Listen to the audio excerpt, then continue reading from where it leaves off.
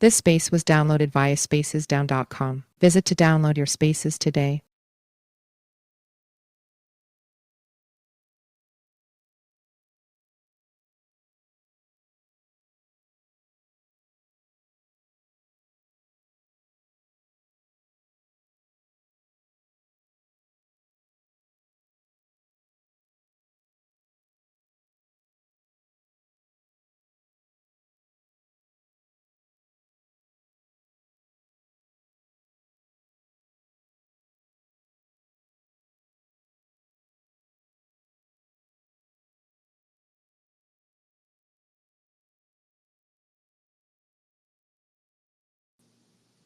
Hey, everybody. Hey, Michelle, how's it going?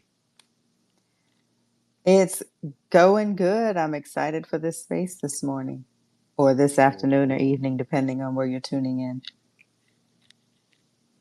Yeah, me too. I'm gonna pull up some speakers here, and we usually get started about five after for the main show. Okay. Let's see. How's your weekend going so far? All right, You hear my Jim. dogs? Was that your dog? I thought that was Jim's kid. No, that's one of my babies. Oh my God, do they all do that? They do it in unison.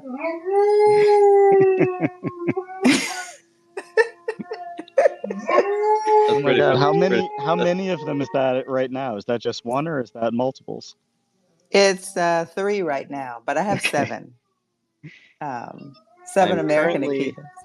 currently in the car leaving the pool store, so I'll be quiet for a little bit. Okay. No worries. We won't hear any kids in the background, Jim? There. Oh, my baby's asleep, and the other two are distracted. There you Very go. good.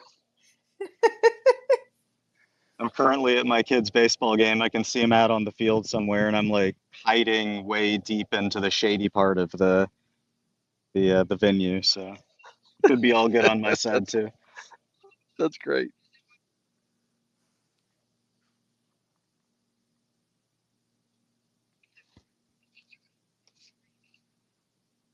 So I mean, we got a first for our Saturday spaces. We try and keep it very limited to very Bitcoin only. And I still think this is going to end up a Bitcoin only type of spaces. Kaspa, they got their work cut out for them.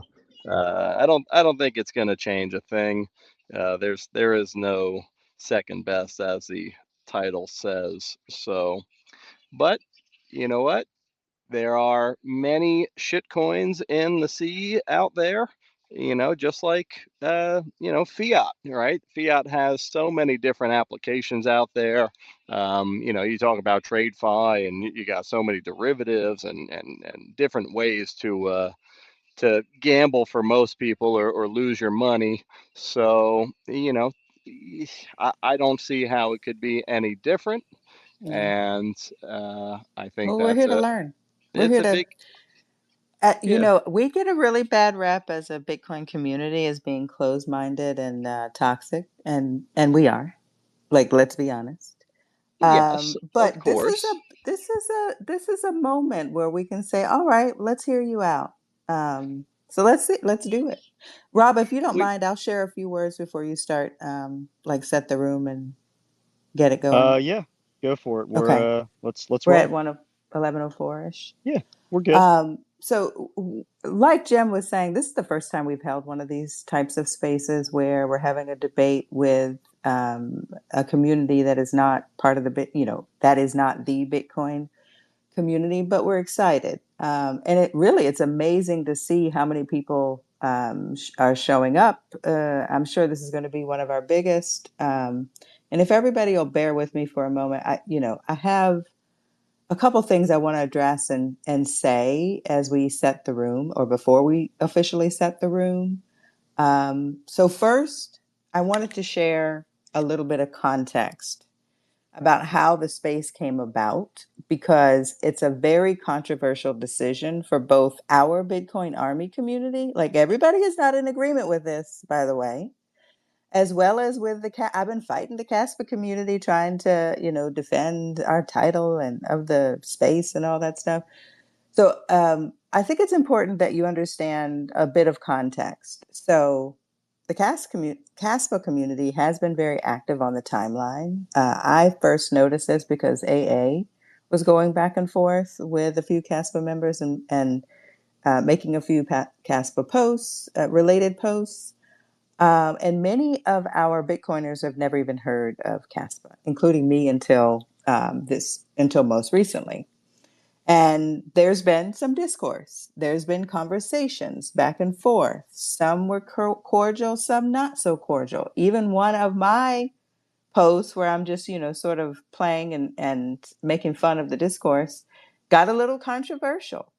But the more I read the comments and looked to discredit the community as another shitcoin community, I find that there are some similarities between the two protocols. And what is most compelling to me, and why I think we should have this conversation, is because this is a community that is mostly Bitcoiners or former Bitcoiners that believe that the protocol can and should exist alongside Bitcoin. That is different.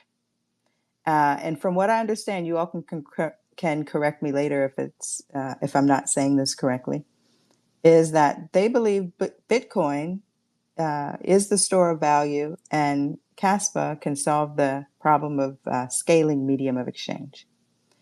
And so I said, you know what? Let's act like human beings and let's hear them out. And we have some folks that are mainly going to represent Kaspa today. So I see Wolfie is already up. Kaspa Silver, Paval, Seb will be a part of this conversation. Dennis will, of course, invite other folks up.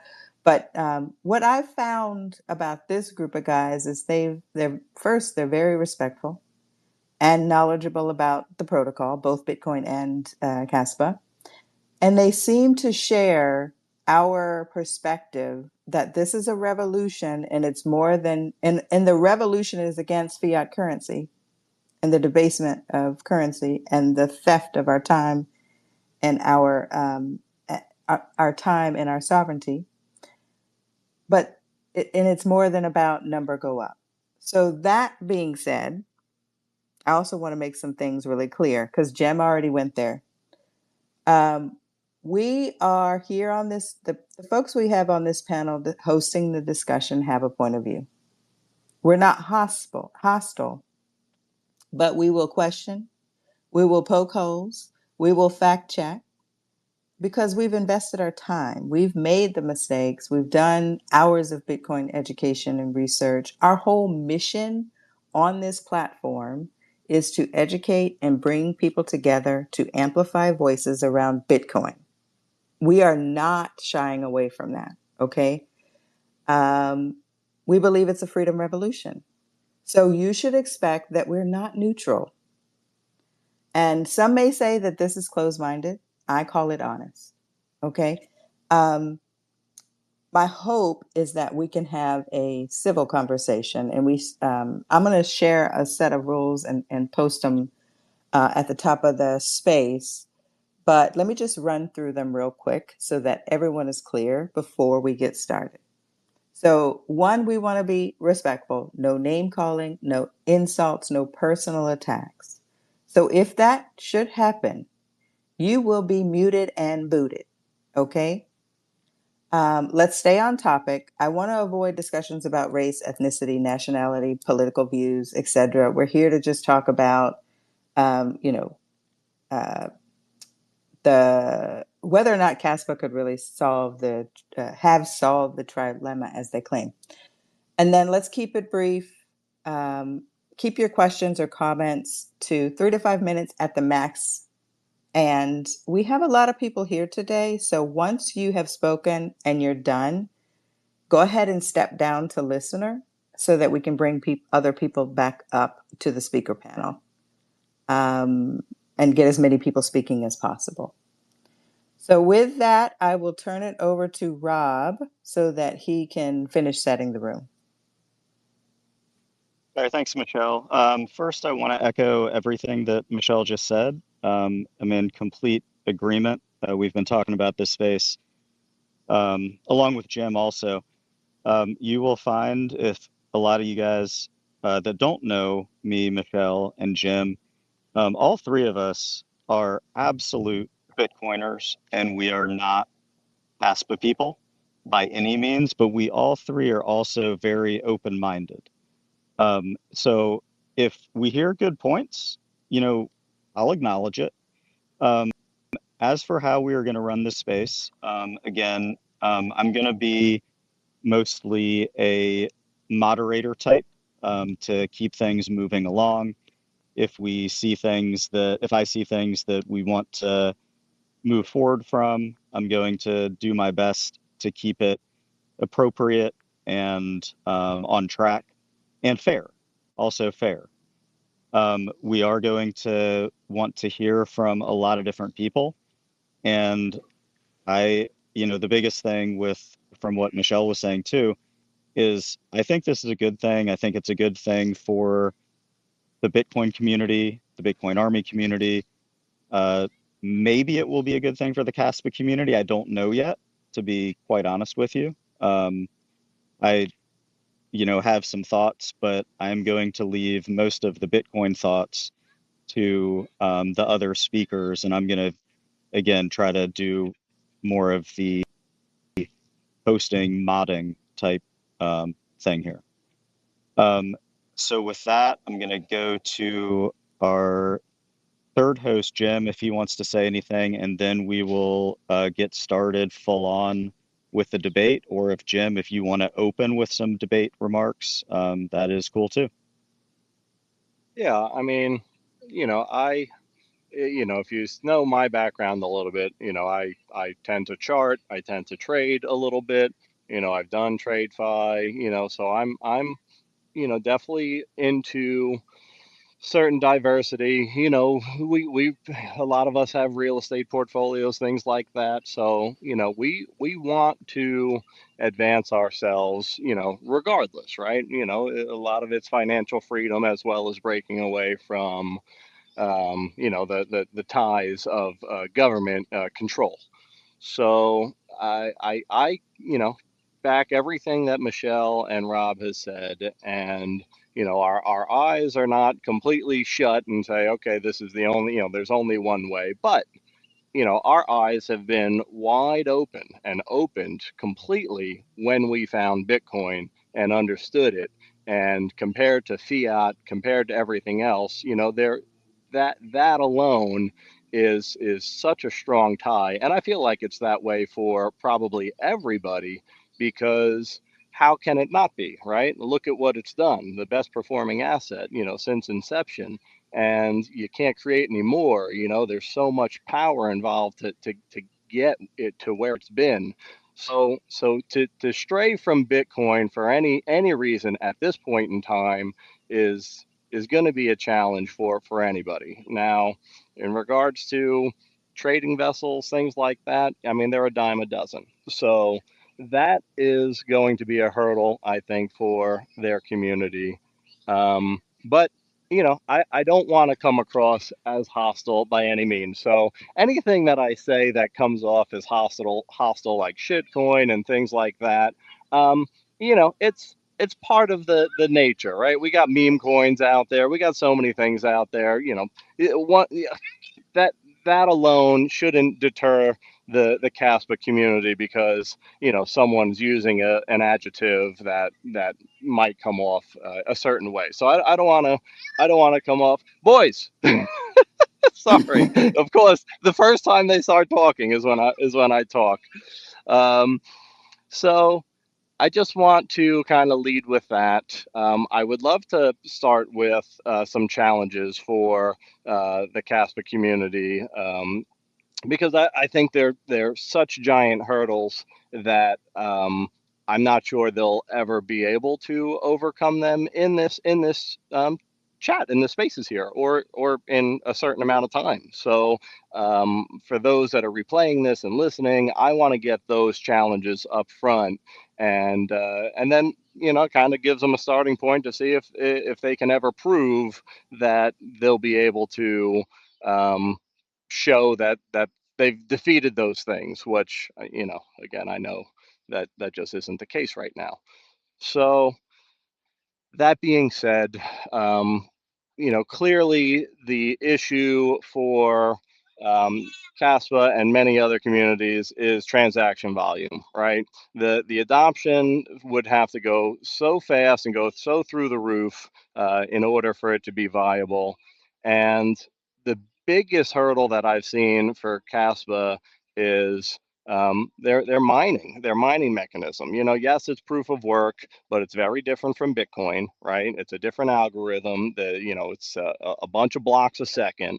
So they're going to run out, even though their supply is much more than Bitcoin.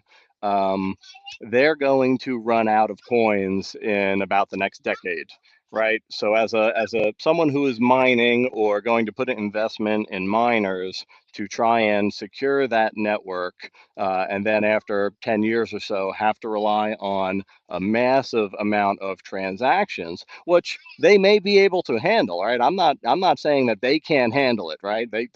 We can do thousands of transactions a second. That okay, great, but where are those transactions coming from, right? We are already in a world of Visa, MasterCard, Amex, so many different credit cards, everyone fighting for transactions, and that's not going to change. So to be closed-minded to say, well, we are going to take all of the world's transactions, and that's going to be able to pay for these miners to continue to secure the network, to me is just not, that's not realistic, right? So that is a big hurdle for security purposes, right? Everything's about security. You want to be secure. The miners are not going to stay. Now, could adoption rates start to go in the direction they want? Sure, but again, a decade or so, right? So now so here comes the epic rug pull, right? So okay, all right, the value goes up. Crap, we're getting to the end. Miners get out of here, everybody sells out, you get a massive rug pull at the end of a decade. That's not where I want to be, right?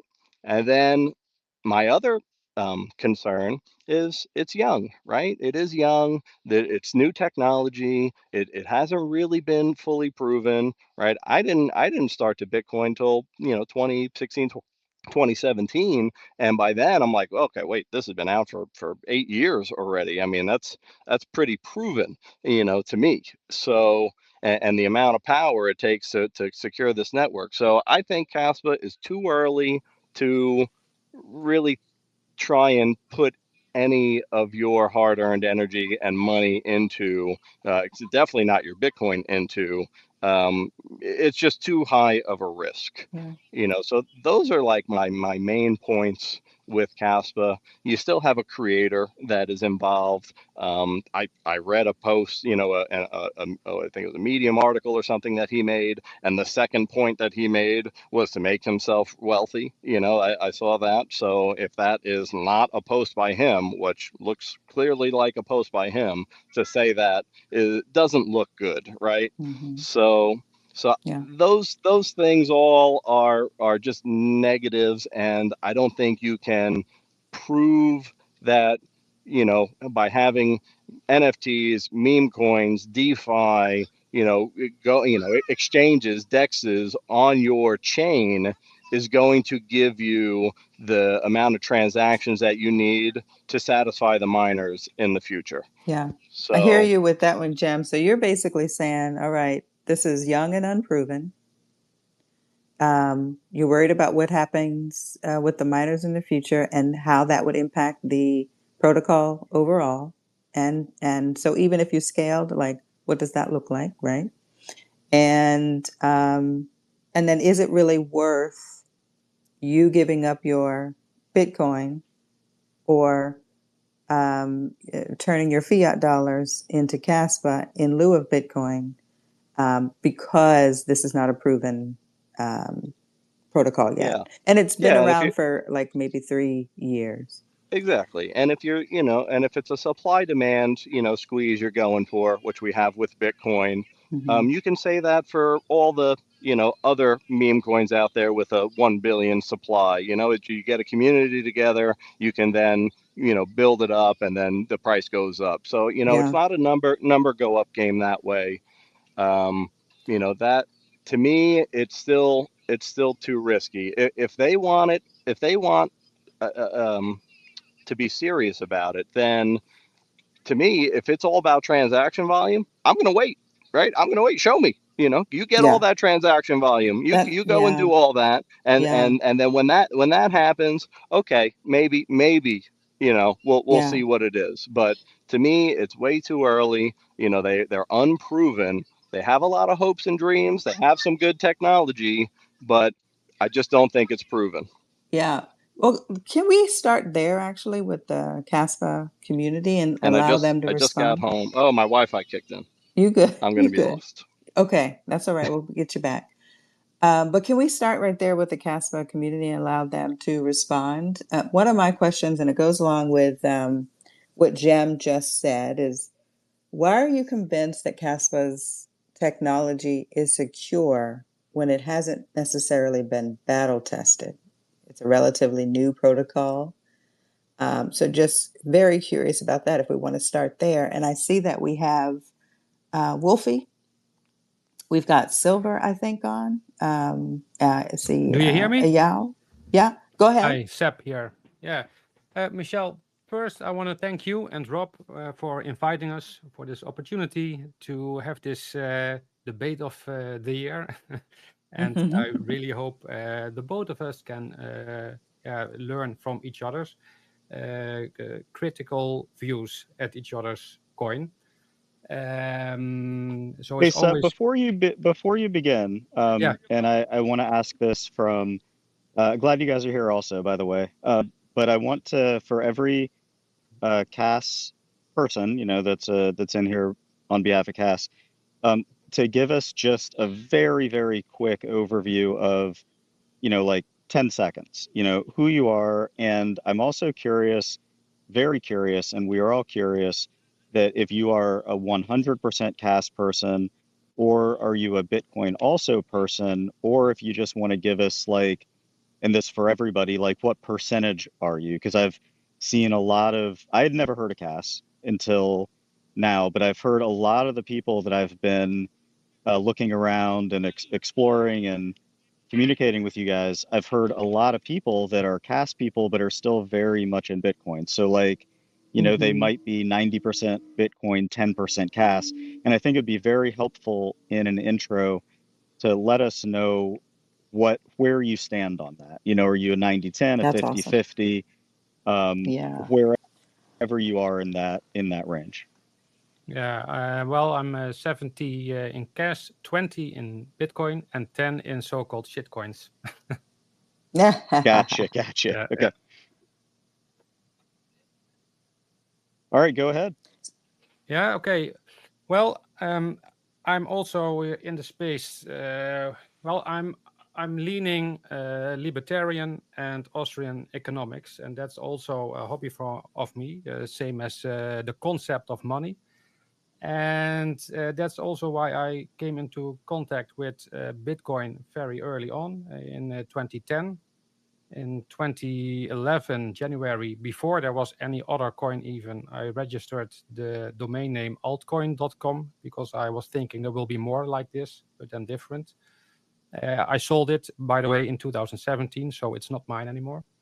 And I really wanted to orange pill people and take my loved ones with me in the revolution of stateless money, hard money that is that doesn't get influenced by policy decisions and inflation. So I was really for Bitcoin only. I have always seen an issue with it, and that is the block time and the capacity that I have seen from the start. And also in 2017, I was in a Bitcoin cafe ordering a beer. Back then there was a hype, and I was ordering a beer, paying with Bitcoin. But the transaction, the fee that I put in, it was an automated fee, but it was still too low. First, the fee was more than my beer costed. Second, the transaction only got picked up a day later. I did get my beer because the owner, he understands how it works, but still it really showed in practice the limitations of Bitcoin as a peer-to-peer cash system, as a payment system, as actual practical money. So I'm still philosophically, I have the same ideas as I had like 10, 15 years ago. But I'm also of the opinion that if you want to have a practical payment system, it has to be almost instant. You have to, it has to be done like instant. Because if you are at the checkout and you have a row behind you before, for instance, you don't want to hold up everybody. No, it just has to go through without a problem and go. So from there on, I was looking at other coins, and when I met Kaspa, it was a match made in heaven for me because it has all the aspects that Bitcoin has, but due to the new technology, and I think one of the other Caspians can explain it better, but because of all the research that has been done, by the way, by the Kaspa team, or by the lead, the researcher developer. He was originally a Bitcoiner of the Bitcoin community, and he had done a lot of peer-to-peer research.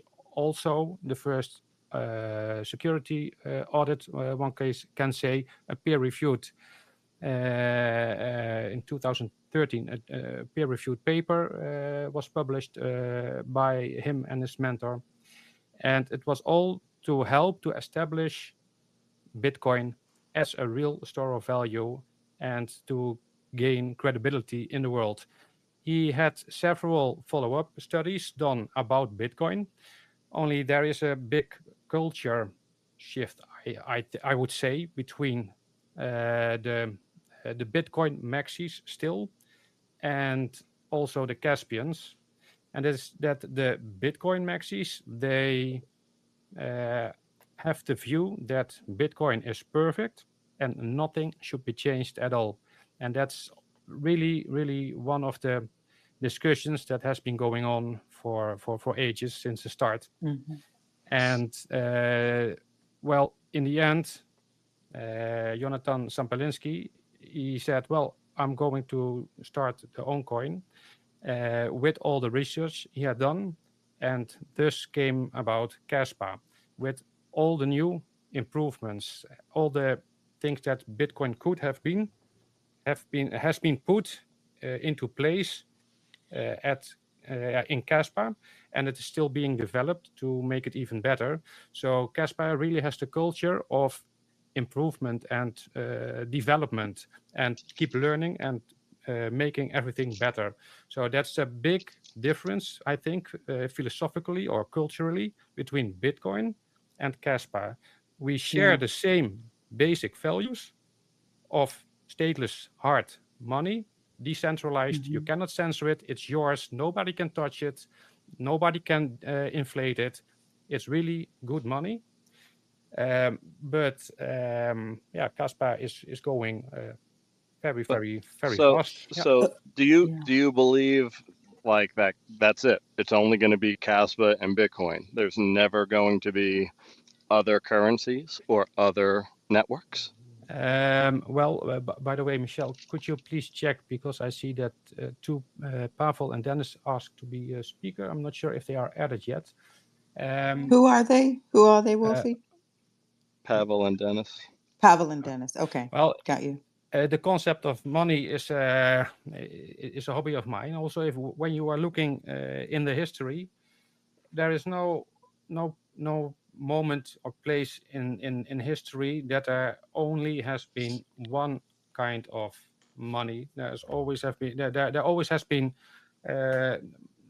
more than one money or currency in circulation. There were even a lot of coin houses, we call them here in Europe, in the same states, who each coined their own golden or silver coins with their own stamps on it, and it was all in coexistence. And the bad ones, the ones that got tampered with, those were used, and the good money goes in hiding. The ones with the most silver, the most gold, they were as a store of value stored in the house. And all the shit coins, also back then, they were just spent and they got inflated away, and empires fell because of it. And so, but there is always place and room in a society to have multiple. And I think there will be more than two even. I think there will be place for a lot more. It can coexist. Wolfie, can I ask the question differently than how Jim Sure. asked it? Because I've done a little bit of, as much as I could in the last couple of days, I've been digging and trying to understand Kaspa and how the community is positioning Kaspa. One of the big narratives that I see is that Kaspa complements Bitcoin. That is the narrative coming from the community mostly. I don't know if everybody holds that opinion. But I actually see it in competition to Bitcoin. I don't see it as a complement. And what are your thoughts to that, as well as any other Caspian that wants to share? Sure. So thanks for hosting the space and being open-minded and being a gentle woman, gentle lady. And you have two very nice gentlemen co-hosting with you. And thanks for taking the time on Saturday to talk to us. I'm Wolfie. I volunteer as Director of Business Development for Kaspa. I got my first computer in 1981. 30 years later, I started mining Bitcoin. It was breakthrough technology at the time. It was very interesting. And then I began being interested in altcoins in 2017, and I saw all of the shitcoins. So up until Kaspa came out, everything else that I came across, spending every single day in my office on my screen, looking at altcoins, still having some Bitcoin and doing all kinds of mining, all kinds of stuff. Everything that I saw come out, which was a shitcoin, was like, if you think of Bitcoin as like the original like 60s muscle car, like a hot rod, a Camaro or something, right?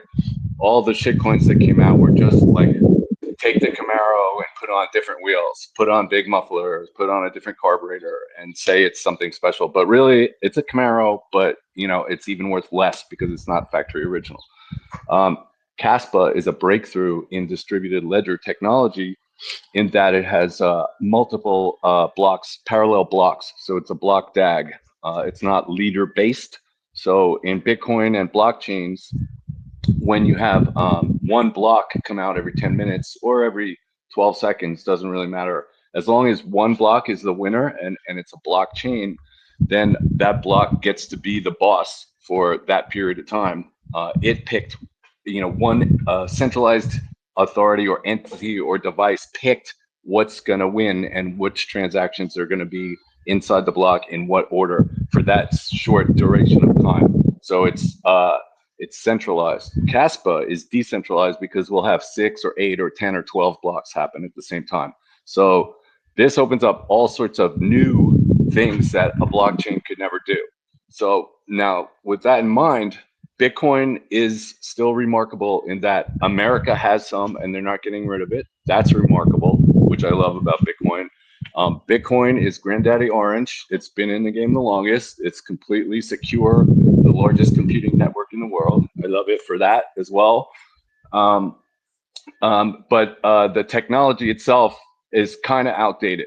Now, does it really matter for Bitcoin? Because really, what does Bitcoin's distributed ledger have to do? Once every 10 minutes to update, okay, MicroStrategy has 700,000 coins. That's cool. Okay, Sailor has 600,000. That's cool. Okay, America has 200K. That's cool. And some people stack sats. Ding! So every 10 minutes for doing that job is fine. It doesn't need to change anything. But there's all kinds of other things that you can do with distributed ledger technology that aside from that job. So in that way, I would say Kaspa complements Bitcoin, because just like when I first got my first online account, AOL, in 1995, it took 20 minutes to download a photograph, a picture.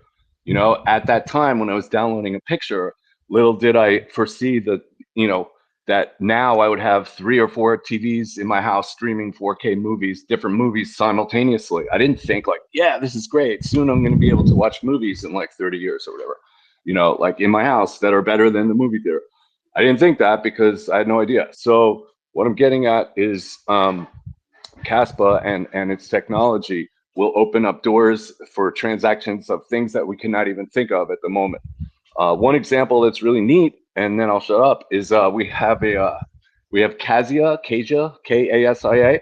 It's a completely decentralized peer-to-peer messaging app. So it's encrypted messaging around the world, just like nobody can seize or freeze your Bitcoin address. Nobody can stop you from receiving or sending messages on Kaspa. It's like a texting app, and it's encrypted. Nobody can read inside except you and the sender that you're interacting with. So that's just a teeny example. Is that one of a kind, though? One of a kind for instantaneous. For instance, but yeah. There are other apps that do the same thing, though. Yeah, I have a follow-up. But they're probably centralized. Maybe so. I have a follow-up to just where we're going, like, just like Jim was saying, the two things I see as weaknesses for Kaspa, because what you're describing in the technology sounds great, and if you can get adoption and you can prove it through the actual transactions, then maybe, yeah, this is an idea. But today, let me just run through some stats and have you all respond. I was looking at how many transactions per day does Kaspa do versus Bitcoin. Bitcoin does about 400 to 500,000 transactions per day. Kaspa does a very small percentage of that at 40 to 50,000. So although in theory it can do millions, Kaspa can do millions of transactions per day, it hasn't been proven at all for a sustained period of time. And then my second point, and I'll let you all respond. My second point is around adoption. So in order for this new technology to win, it has got to be adopted. So when I look at adoption, I look at daily active addresses and then addresses in general with a non-zero balance.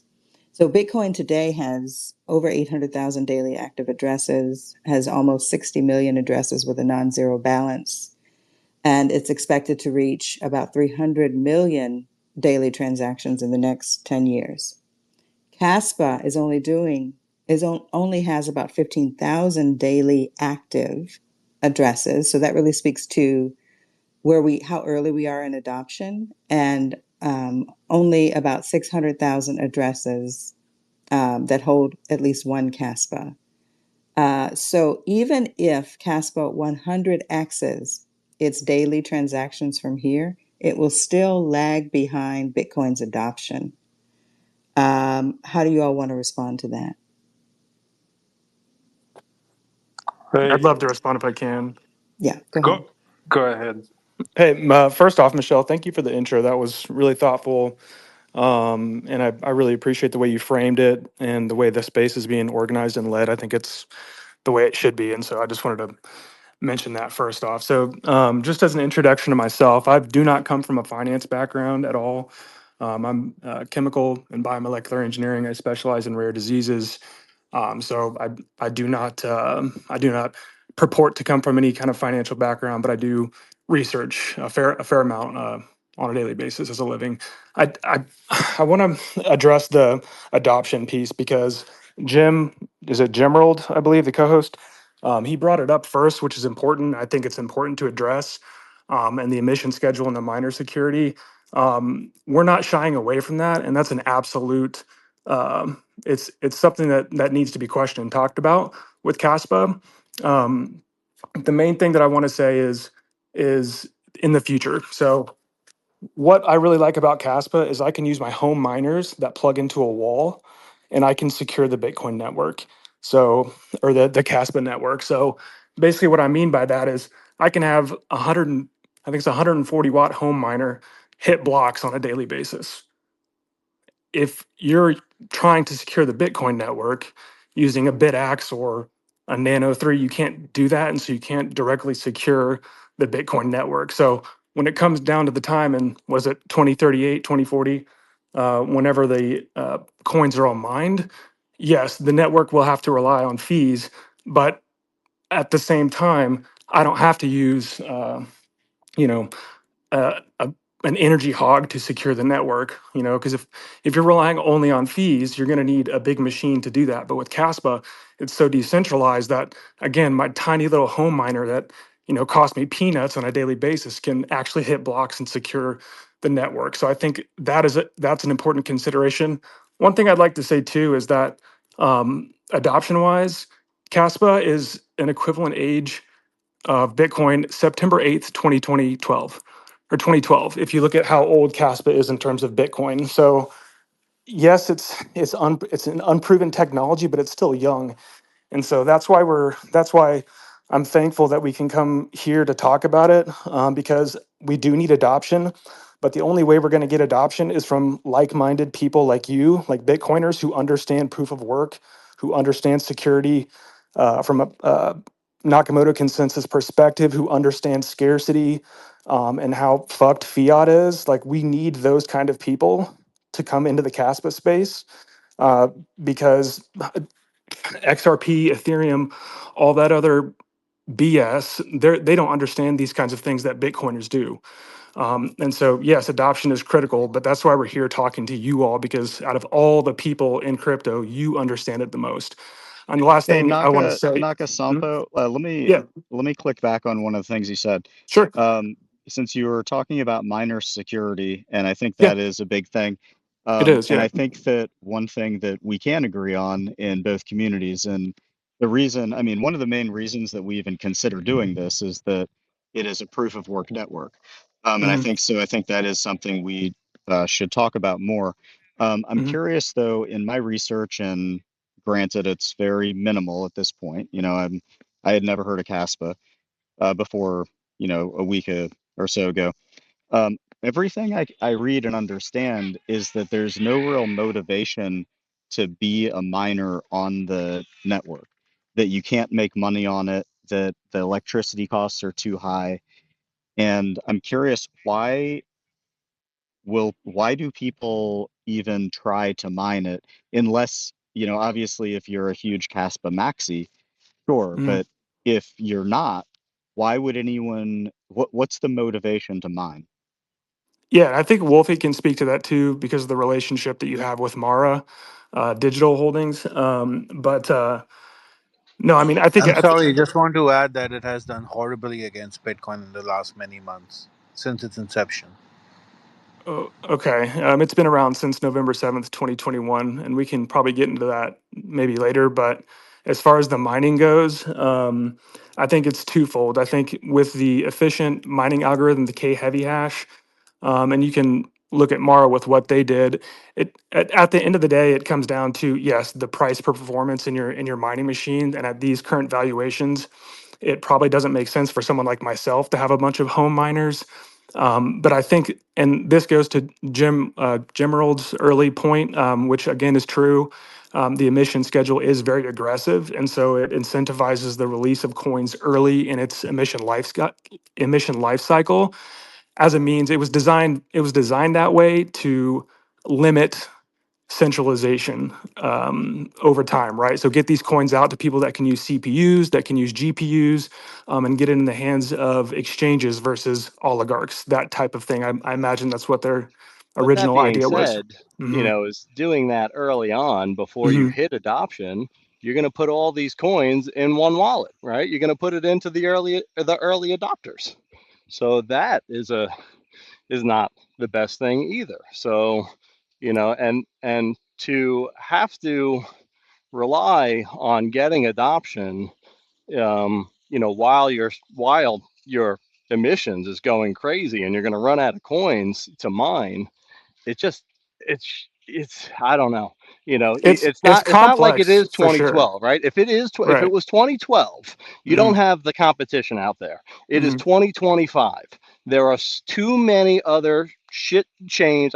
There are other chains out there Hmm. that are taking transactions, that are building tech, that are competing for this, that are paying off, core devs, that are doing so many other things to try Hmm. and gain what you're looking to gain organically, right? So that is just too high of a hurdle. It's too high of a hurdle. It is a hell of a hurdle. I will not lie to you. It's a hurdle for That's a sure. hell of a hurdle. But Caspa is the only one that's sticking their neck out to do it. Meanwhile, Hmm. while you have big VC backed cabal server farm, centralized BS out here, Caspa is the only one that's trying to tackle it organically, like Bitcoin did to fiat. So I mean, it's one of those things where it's like, yes, that's true, but when you look at what we're all here for, which is permissionless, trustless, borderless means of transacting fairly with one another with something that Hmm. can't be printed out of thin air like fiat. That's what we're all Hmm. here for. As Bitcoiners, that's your lifeblood. And Hmm. for the most part, that's what Caspa's lifeblood is too. It just comes at it from a different perspective and a different angle. But I'm in agreement with you. The hurdle rate is big, but we're the only community. Caspa is the only coin in existence right now that, number one, has the technology to do it, and is two, sticking their neck out to try to defeat it. Because at the end of the Yeah, day, if I could eradicate XRP, ETH, Sol, Tron, Sui, all this bullshit from the face of the earth, I would do it tomorrow. of But Yeah. but course. unfortunately, we have to stick around with all this bullshit while they parade about with So, these but with Yeah. us all this that crap. being But said, 28 billion in total supply, bro. but if that it, 28 billion versus it 21 It's still million. Yeah. an exactly. immutably supply. It's still an immutably hard But cap supply. but it goes In back to theory, my saying. I'll say too, in Yeah. theory, like over time, I'm careful about how I say this, but over Hmm. time, because I've done my research, Yeah. over time, if Caspa survives, it can have a better stock to flow than Bitcoin. It It could will be have as it mathematically have a better stock to flow in mathematically the 2029. math, Yeah. Well, but it has to it it has to yeah. adopt Hmm. I and remain decentralized. So Hmm. I the think running reason, out of the coins, yes, if there was a way, if you had somehow delayed the emissions, right, so Hmm. you hmm can get adoption, right, still keep it decentralized, but delayed the emissions so you don't have wallets that have way too many, right? That was a big thing with Satoshi. He did not want It's wallets just, to have too many Bitcoins, Says right? Satoshi still says has the guy with a 5% of the million supply, right? coins.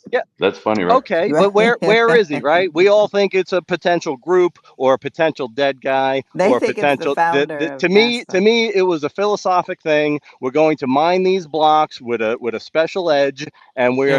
we're not going to put the seed phrases anywhere. They're going to literally, what's the difference between 21 million and 20 million? Why is it like very specifically a million tokens, right?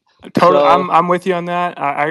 I agree with you. But where does that position Bitcoin when you have BlackRock with what 650,000? You have Michael Saylor with how many Bitcoin? You have the United States like just at a free market. So It's less than That's where you put that's 7%. where you It's put it Kaspa less into. than operates in a free three. market as well, Those though. folks hold less than 7% of the total Bitcoin supply, and I believe that But how was the total? How was the supply structure in its early days? It was inherently centralized because it's 100%. It had to be, right. That's so how you that's all start. I'm saying is that's where Caspa is at. Like it's Yeah, young, and and so we're yeah, not saying that being young makes it a bad protocol or not able to get there. We're just yeah. saying that in order for you to actually realize the potential of what the protocol can do, it has to be adopted, and security has got to be paramount. And today I see security as a risk as well. But I do want to go and have some other folks with Yeah. their hands up. Thank you for your time. Thank you, Naka. You made some good points. Other folks with their hands up to get some points Okay. in. And Sean has been hanging around for a bit with his hand up. And then we'll go to Caspa Silver. Hello. Can you all hear me? We got you, bro. All right. Oh my God. Thank Don't hurt God. him. Don't hurt. I've Be been careful, waiting. Sean. I've been waiting for 30 minutes, y'all. But first of all, LFG. Let's fucking go Bitcoin. We are pumping. We are pumping, yo. We are popping. So I love it.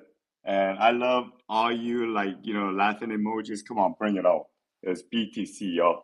But anyway, I've been listening carefully, and as a UCLA trained neuroscientist / computer scientist with some MIT added supplemental neural networks education, I did Kaspa research on Grok 4. And it says proof of work. That's a good thing. That's a good thing. But it says it's a layer 1 blockchain. See, if it was a layer 2, then I might be more cool with it. But this is another attempt at trying to find something better than Bitcoin. And as the title of this spaces states, Bitcoin, there is no second best, y'all. So that's the foundation I want to lay. Now, when it talks about block DAG, block directed acrylic graph, and it says multiple parent blocks rather than forming a single linear chain. Come on, yo. When you go from serial bus, like for the 90s cypherpunks, I'm talking about the OGs, the Bill Gates et al. When you talk about serial bus versus SCSI parallel, I don't know who knows what I'm talking about, but it's a bad thing. It's hard enough to maintain proper distributed confirmation peer-to-peer technology over the OG Bitcoin BTC.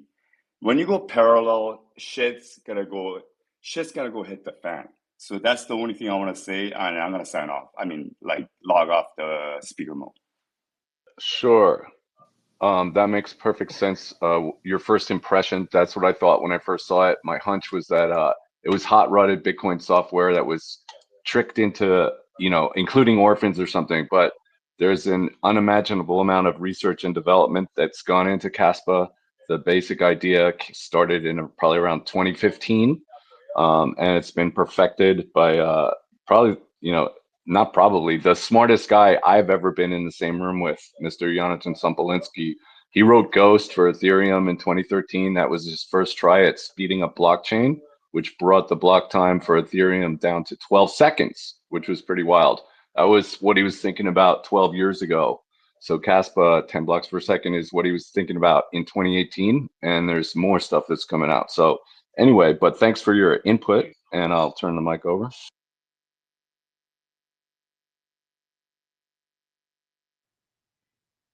All right, Michelle, who was our next speaker that had their hand up? I think Kaspa Silver. Kaspa Silver. But go ahead, and then we'll catch. I've been Kaspa waiting for Silver. a while. Silver, you want to go first? You can go first. That's fine. Okay. Yeah, well, I just B wanna Scar, say- we'll get you. We'll get you. All right. I got you. You're on my list. Thank you. Hi, Michelle, Rob, General. Thanks for hosting this. My name is Eyal.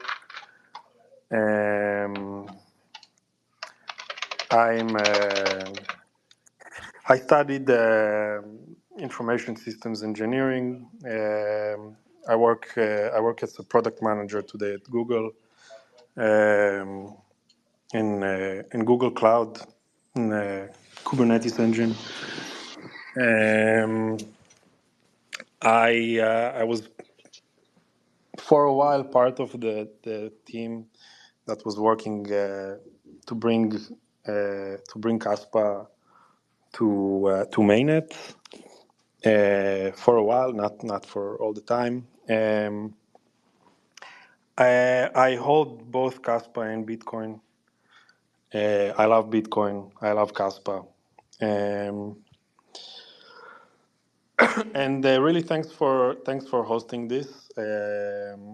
I think we can learn a lot from each other. I just wanted to answer a few of the things that were brought up earlier. One was about mining decentralization. I think one of the earlier speakers said Nakasompo. brought this up. Basically, Bitcoin, because it has a block every 10 minutes, there is room every day for 144 miners to earn a daily reward. In Kaspa, because it has a block every 100 milliseconds, there is room for 864,000 daily miners to earn a reward. It basically smoothens out the reward function so that it's much more decentralized and much less risky to become a miner. That's why one of the mining ASICs companies that make ASICs for Kaspa, there's a few of them. I think maybe 3 or 4. One of them is Bitmain, and one of them is Ice River, and there's a couple of more. I think Ice River has this like desktop miner that I think still sees daily rewards or award every couple of days. Then the other point also about mining is about the delayed emission. I think a lot of the criticism that Kaspa faces and that's brought up against Kaspa is similar to the criticism that Bitcoin saw also in about the same age as when Bitcoin was about the same age as Kaspa. And so I think, yes, Kaspa is young. It's not as battle tested as Bitcoin, but it is battle tested. It's been around for 3 years with no downtime, maybe at least for maybe except for some shaky waters in the beginning. But it's been up and running all the time since then. It's even seen recently an upgrade in mainnet from 1 block per second, which it's been operating with since it went to mainnet, to 1 block every 100 millisecond. Yeah, Yes. can I take you back to the emissions for the coins? I think that's a hot topic, and we've got a lot of miners in the community, by the way, and so this is really important. And we learned when we were preparing for this space that many of our community members actually mined Kaspa early on, and then they stopped because the juice wasn't worth the squeeze, if you will. So, and what in my research, what I also learned is that because of the emissions, the way that the early emissions happens, that it causes multiple inflationary phases until the actual halvings reduce it. I don't know if I'm right in that, but that's what I saw. And so I think maybe even right now, because the price is down on Kaspa in the shorter term, is it because of the one of those inflationary phases that's pushing too much supply out and putting pressure on the price? I think there is a lot of, I don't know, maybe I don't want to say confusion, but let me give some background on the help me out on the mining. So first of all, Kaspa, when it came out, or a little bit before it came out, the team was thinking of what to do in it so that it's going to be hard for a certain group or certain individuals to land grab too much or for the mining to be too centralized. So they came up with a new mining algorithm so that it's going to be hard to develop specialized hardware for this. The mining algorithm itself was not ASIC resistant or anything like that. It was actually ASIC friendly and also optical ASIC friendly. And Kaspa actually, when it came out, it was CPU mineable. I don't think there are a lot of coins besides Bitcoin and maybe Kaspa. I don't know if any other coins recently, or maybe except for the first, I don't know, forks of Bitcoin, that you were able to CPU mine, maybe besides Litecoin, I don't know, that you were able to CPU mine. So CPU mining was happening for a while. And Kaspa was basically just to make sure everybody knows, where it didn't have any pre-allocations or anything like that. The algorithm was decided a couple of days maybe before mainnet launched, and then it launched and it was publicly announced, and anybody who was around on the Discord was able to mine it. It was CPU mined, then GPU mined, then there were FPGAs, I think, and it took some time before ASIC mining before the first ASIC miner appeared. And actually, a few people did like a comparison.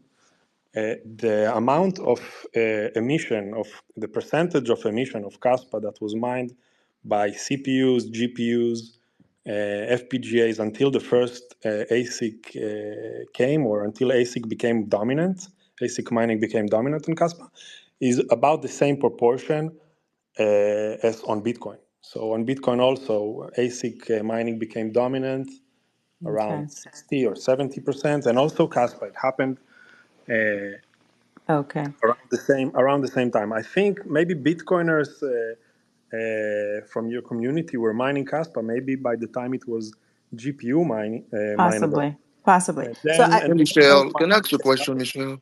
and then ASIC miners yeah, came out, one and it sec. was basically made GPU mining unprofitable. There were a lot of GPU miners that were upset because of that, but Got you. yeah. Got you. Salty, I'll give you a moment in just a second because I know you're going to preach, but I want to give B Scars a moment because his hand has been up for so long and one of the earliest to join us. So let's go ahead and give B Scars the stage. And then we'll get Thank you, to Michelle. Salty and Silver. Thank you, Michelle. I got you. Thanks for having me. So, yeah, I mean, I really don't know why we are talking about Kaspa in a Bitcoin space, but if we have to, let me just say that even though you said that the stock to flow for Kaspa will be better than Bitcoin, well, if you have like billions and billions of coins out there, but you're emitting less coins every hour or every day after 2028, that doesn't matter. You literally have billions of coins out there with high centralization, with the only utility being that it's faster than Bitcoin, which, okay, Bitcoin is slower than Kaspa on layer 1, but if you have layer 2, why would I need Kaspa? Why would miners mine Kaspa if the value of Kaspa is supposed to go down every year? You mentioned, not you, but somebody mentioned that the miners of Bitcoin will be out of business after every halving, which I don't disagree. Like pleb mining is becoming harder now, but don't you think like if Bitcoin value goes up, the miners actually don't go out? And if big players do, get out and hash rate drops, then there's actually more incentive to people with old machines or S9s to come out there and start mining, especially if they're at good power rates. And Bitcoin is maybe like 600,000 or a million. Not that I'm saying that it would be. So if I'm mining Kaspa and value of Kaspa is going down every year, and the hash rate is low, I can mine a lot of Kaspa. What good is that Kaspa to me if it's lower every year? So it's just disappointing wasting so much time on a shit coin that has done dramatically so bad. I put it in the pill of the price performance. It has 17% of the coins are held by like the top founding people. I mean, like 37% of the coins are held by the rest of the development team. We can do Those are better things with actually our time. There are exchanges. thousands of shit coins out there. This is totally untrue. No, Like it's not. I this can is prove it to you. Let me tell you this is the holding pattern. Hey, let this him is let him baseless, finish. and EL, let him okay. finish. You can respond, but we want to let him finish first. So but the centralization of Kaspa holdings is way higher than Bitcoin if you're comparing Bitcoin to Kaspa. This is my point.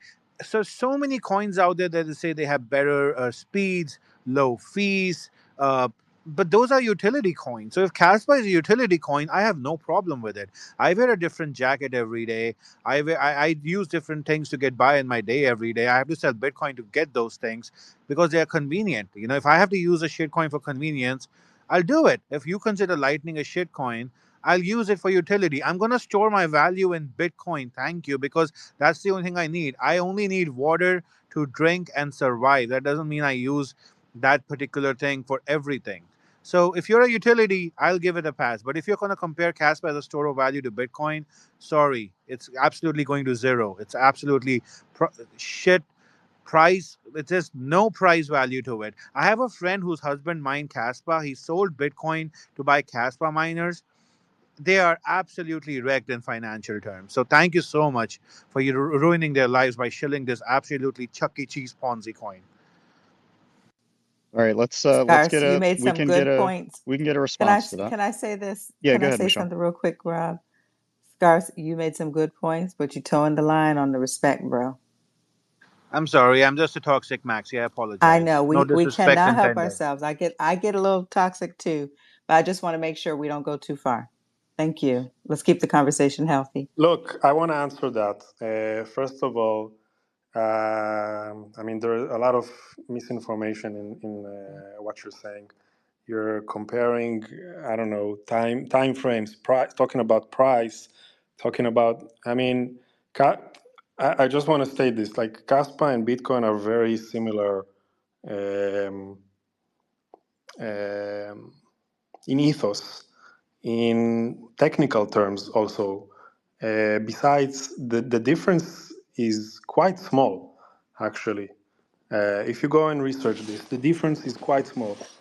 Everything that, all that Kaspa does basically is allow miners to, instead of point at one previous block that they see, it allows them, if they see more than one block, it allows them to point at both of these blocks, and then the consensus algorithm also adjusts to that. If you think about it, what this does is it allows the consensus algorithm to actually get more information about how the miners saw the network at the time they were mining, and it allows to squeeze in the block delay to 100 milliseconds. And you can go on I don't know, some Kaspa.org or somewhere. There's going to be a visualization of the real-time blocks of the Kaspa network, and you can see this. And what it allows is basically to shorten the block time without having the orphan blocks problems and without having that affect the security of the network and allowing players with very low hash power to attack the network. That's the only difference. Everything else is the same now. You're talking about price and that's all speculation. I'm sorry about your friend who got wrecked. I don't know when he entered, but all of that is like 2023. It's quite irrelevant, because if you're looking at the price, let's please then look at the price from day zero. Kaspa started just like Bitcoin with zero worth for each coin, and from then until now, it's basically infinite growth. Yes, there are ups and there are downs, just like Bitcoin had throughout the years. I don't think really we should be talking about the price. I hear what you're saying, but the conversation isn't just about price action. It's the conversation is really, is the juice worth the squeeze for the miners? And many of the folks I've talked to said that it's not. I know Jem had his hand up. Sure. I'll let you. Jem, what you got? Yeah. So, I mean, you want to compare it to Bitcoin 2012, because that's when, it's the same age. We are not in 2012, right? So you cannot compare it. You can't compare it to Bitcoin 2012, period. There's zero way you can compare it to Bitcoin 2012 because of the competition, right? So you need adoption for price to go up, for the value to be there, for miners to say. And it won't happen. It won't happen. Amen. So we don't know if it won't happen or it will happen, but here's I think there's Dennis here that I hope he can talk. They're building smart contracts, smart contracts on Everybody Kaspa. is. No. So wait, so hold on a second. I think both Bitcoin and Kaspa emission is going to run out at some point, and then the miners are going to only stay if they get fees from somewhere, if they get compensated some other way. So basically, we're facing the same problem, and I think we should be learning Hey, one from another. sure. Hey, And Sure. can we add Christian Ludwig? Do you see Lud? He's an American miner. He mines Bitcoin and Kaspa. He has some valuable insight. Right. We'll Again, you want to we'll get compare him up. the same problem. Bitcoin's problem is much further in the future. Much further in the future. Hmm. so Kaspa is actually doing revolutionary research and development, and taking the risks to change the code and go and advance the technology. And I think Bitcoin actually the way you should be looking at Kaspa is like, hey, this is interesting. We can learn from what these guys are doing. This is a nice. I don't want to say experiment, but because everything is super well tested, like going from 1 block per second to 10 blocks per second. The testnet was run for Eyal, can I nothing but ask you a question? I'm sorry Hold to let me on, let just interrupt me. you. Hey let me just guys, finish hold on, my point. hold on, hold on. Let me Hey, just y'all, finish. hold on, I hold heard. on a second. Yeah, I just want yeah. to reset the room really quick. We've been going about an hour. If you guys want to repost it, let everyone know we're here, we're working on this. Also, before we continue on, I am really trying to keep an open mind here, but I have not heard anything that is really compelling. I mean, why do we need, for the Caspa people, why do we need Caspa? Like, we can talk about Can I mining, we speak? can talk about block sizes, things like that, but when we already have Bitcoin, I mean, I think that to make any kind of case here, I mean, even if it's a little bit better, like, who cares, Can right? you I please mean, change? Oh, Uh, sorry. Can you please And give you're Pebble? Pay for you're just mentioning that the technology has to change, right? So it's not perfect, right? Yeah. He literally said we're in development. We're in development. Bitcoin does not need the development, right? Layer two maybe, for sure. It depends what it wants to do, I think, right? It depends what Bitcoin wants to do. If Bitcoin wants to be a store of value, I don't think it needs any development. I think Seb said it, or someone else said it before me even.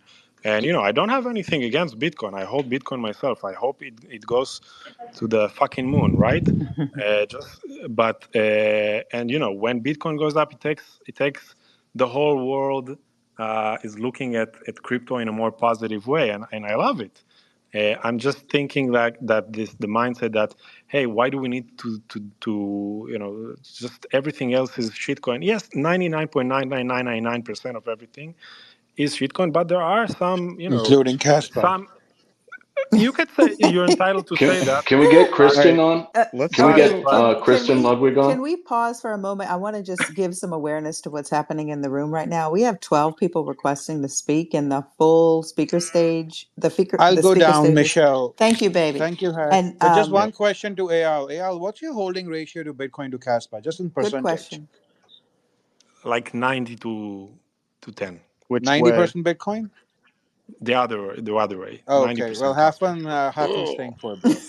No, he's Well, you don't know the All right, amount, so hey, it could be a let's. lot. It could be a lot either way, right? okay. All But right, be scarce. let's stay You've had some respectful. time. You've had some time. Be scarce. We do have other people that want to speak. Okay. Um, All right. Thank I'll let's go you. go later. I'll to go. Max. He's had his hand up, and then after Max, let's get another Caspa perspective after him. It'll be silver. Thanks for letting me speak. Obviously, on the Bitcoin side, I actually worked in finance, and then I worked at an Ethereum-based company, and then I worked at another crypto company. So I certainly understand the Caspa struggles trying to gain relevance in a sea of thousands of coins. So just want to just say this is a great space. I'm glad both sides are having a civil discussion. We can learn from each other. I think the main thing I wanted to share is just more from my experience is Caspa's trying to play this towing the fence of we're Bitcoin but better, but we're also a technology, but we're this, and my point was mainly going to be around what Rob is just saying is having a clear separate value is going to be critical. Bitcoin didn't change money by saying we're a better dollar. They changed everything about money. And I think a lot of the coins that are coming up are like, we're the next this, we're the next this. But you really need to be the first something else. And so the thing Bitcoin has that I think is just going to be almost impossible to replicate is the Satoshi factor. You know, there's no head to chop, there's no manipulation at the top that can happen. When I worked in an Ethereum based company, that's what corporations loved about Ethereum. They can call Ethereum, that's why they're adopting ETH over Bitcoin, because they can manipulate it, influence it, push it in the direction they want, make the changes. But for the plebs, if you're trying to get the average person with no influence, having no centralized kind of authority figure at the top, I don't think is going to be able to be replicated. I think Kaspa could theoretically get a large audience, get, you know, the same volume. You know, if things go well, you could have the network effect. But I think the other thing is just what Bitcoin's solving has already been solved by Bitcoin. There doesn't need to be another Bitcoin. There needs to be other solutions to other problems. So, you know, for me, if I heard Kaspa saying, hey, we're solving this problem uniquely, that would be more interesting to me than saying we're the thousandth coin that's we have a faster TPS or bigger blocks, or, you know, everyone can talk about the technicals, but from a value standpoint, Bitcoin is so valuable because it solved the most valuable problem, which is money. So there's never going to be something more valuable than money. So I don't think anything will ever be as valuable as Bitcoin, but that doesn't mean there's a ton of other issues to solve around technology and solutions. And having a clear value proposition was what I was hoping to hear. I haven't heard that as much. I'm part of the Bitcoin mining community, and so certainly have seen miners adopt Kaspa, but it seemed just because they had the scale, they could take a large ownership position, and it seemed profitable, you know, if you're a large organization. But we're all plebs here. So for an average pleb, how is this different from the thousand other coins? I just haven't heard that. But I'm still all ears and eager to learn. I think learning is important, and I just want to end with that. I think this is a great space, great community to learn, and excited to continue learning with everyone, and there's no second best. Max, you had a good point on the timeline too. You know, I think even the Caspa community recognizes Bitcoin as a superior store of value compared to anything else in the world. But they really think that we need to solve for the medium of exchange, and they think Caspa does that. But your point on the timeline is, well, with all of these governments and other interests in moving forward with stable coins, why would anyone adopt Caspa? Correct. Not that I'm promoting stable coins, The by the medium of way. exchange problem is going to be solved by stable coins and Visa adopting whatever coin they want. I just don't think the medium of exchange is a problem.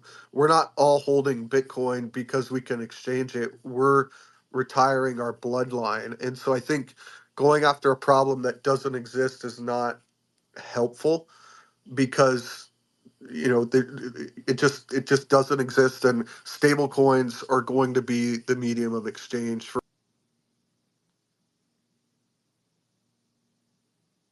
Max, I don't know if Sure. I lost you or if my connection Yeah, got bad. Max, we lost you, Max. Can we take a spin with Christian Ludwig after Mr. Silver, please? He has very short, concise answers to all of the questions that you people have.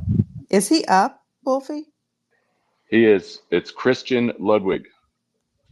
Okay, my view is all messed up, but okay, after Silver, we can do that. Sure, I appreciate it. Okay, Silver, what do Yeah, you got? thanks.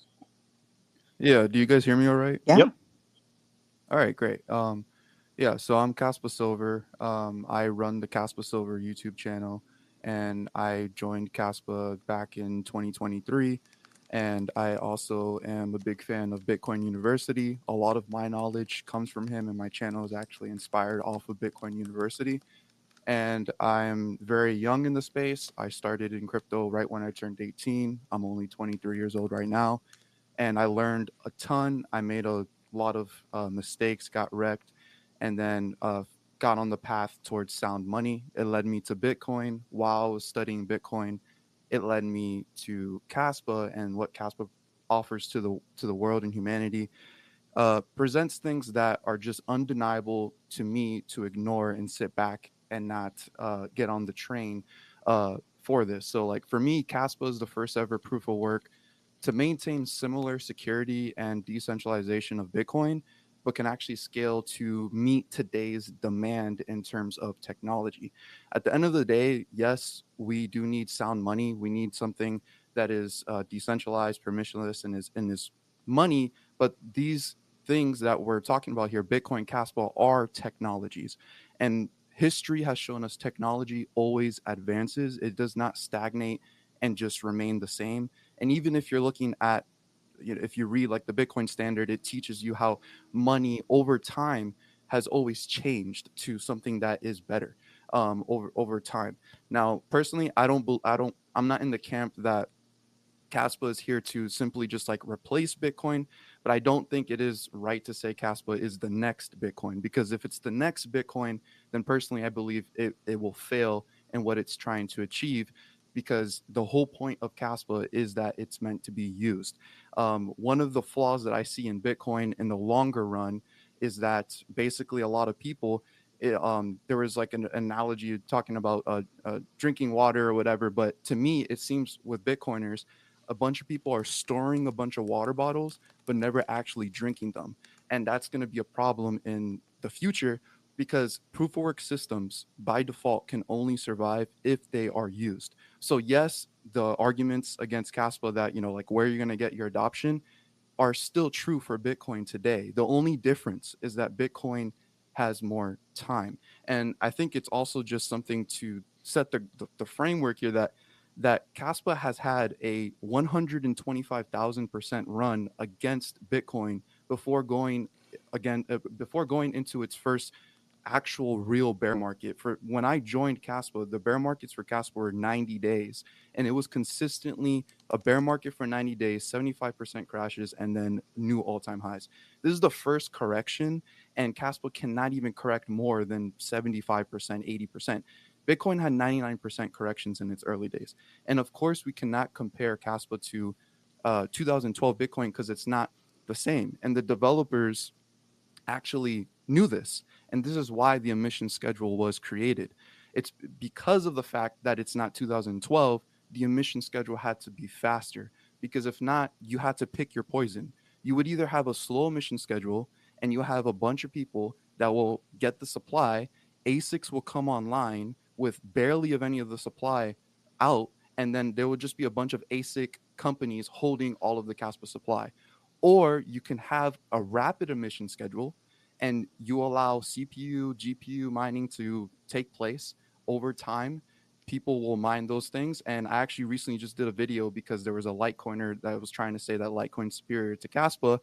And I went and broke down how there was actually much more people in the early days of Kaspa compared to Bitcoin. Even Bitcoin itself, Bitcoin only had about hundreds of people in the early days. In the first 2 years, about 1,000 people mining. In Kaspa, within the first few months, I believe 1 month later, GPU mining became accessible.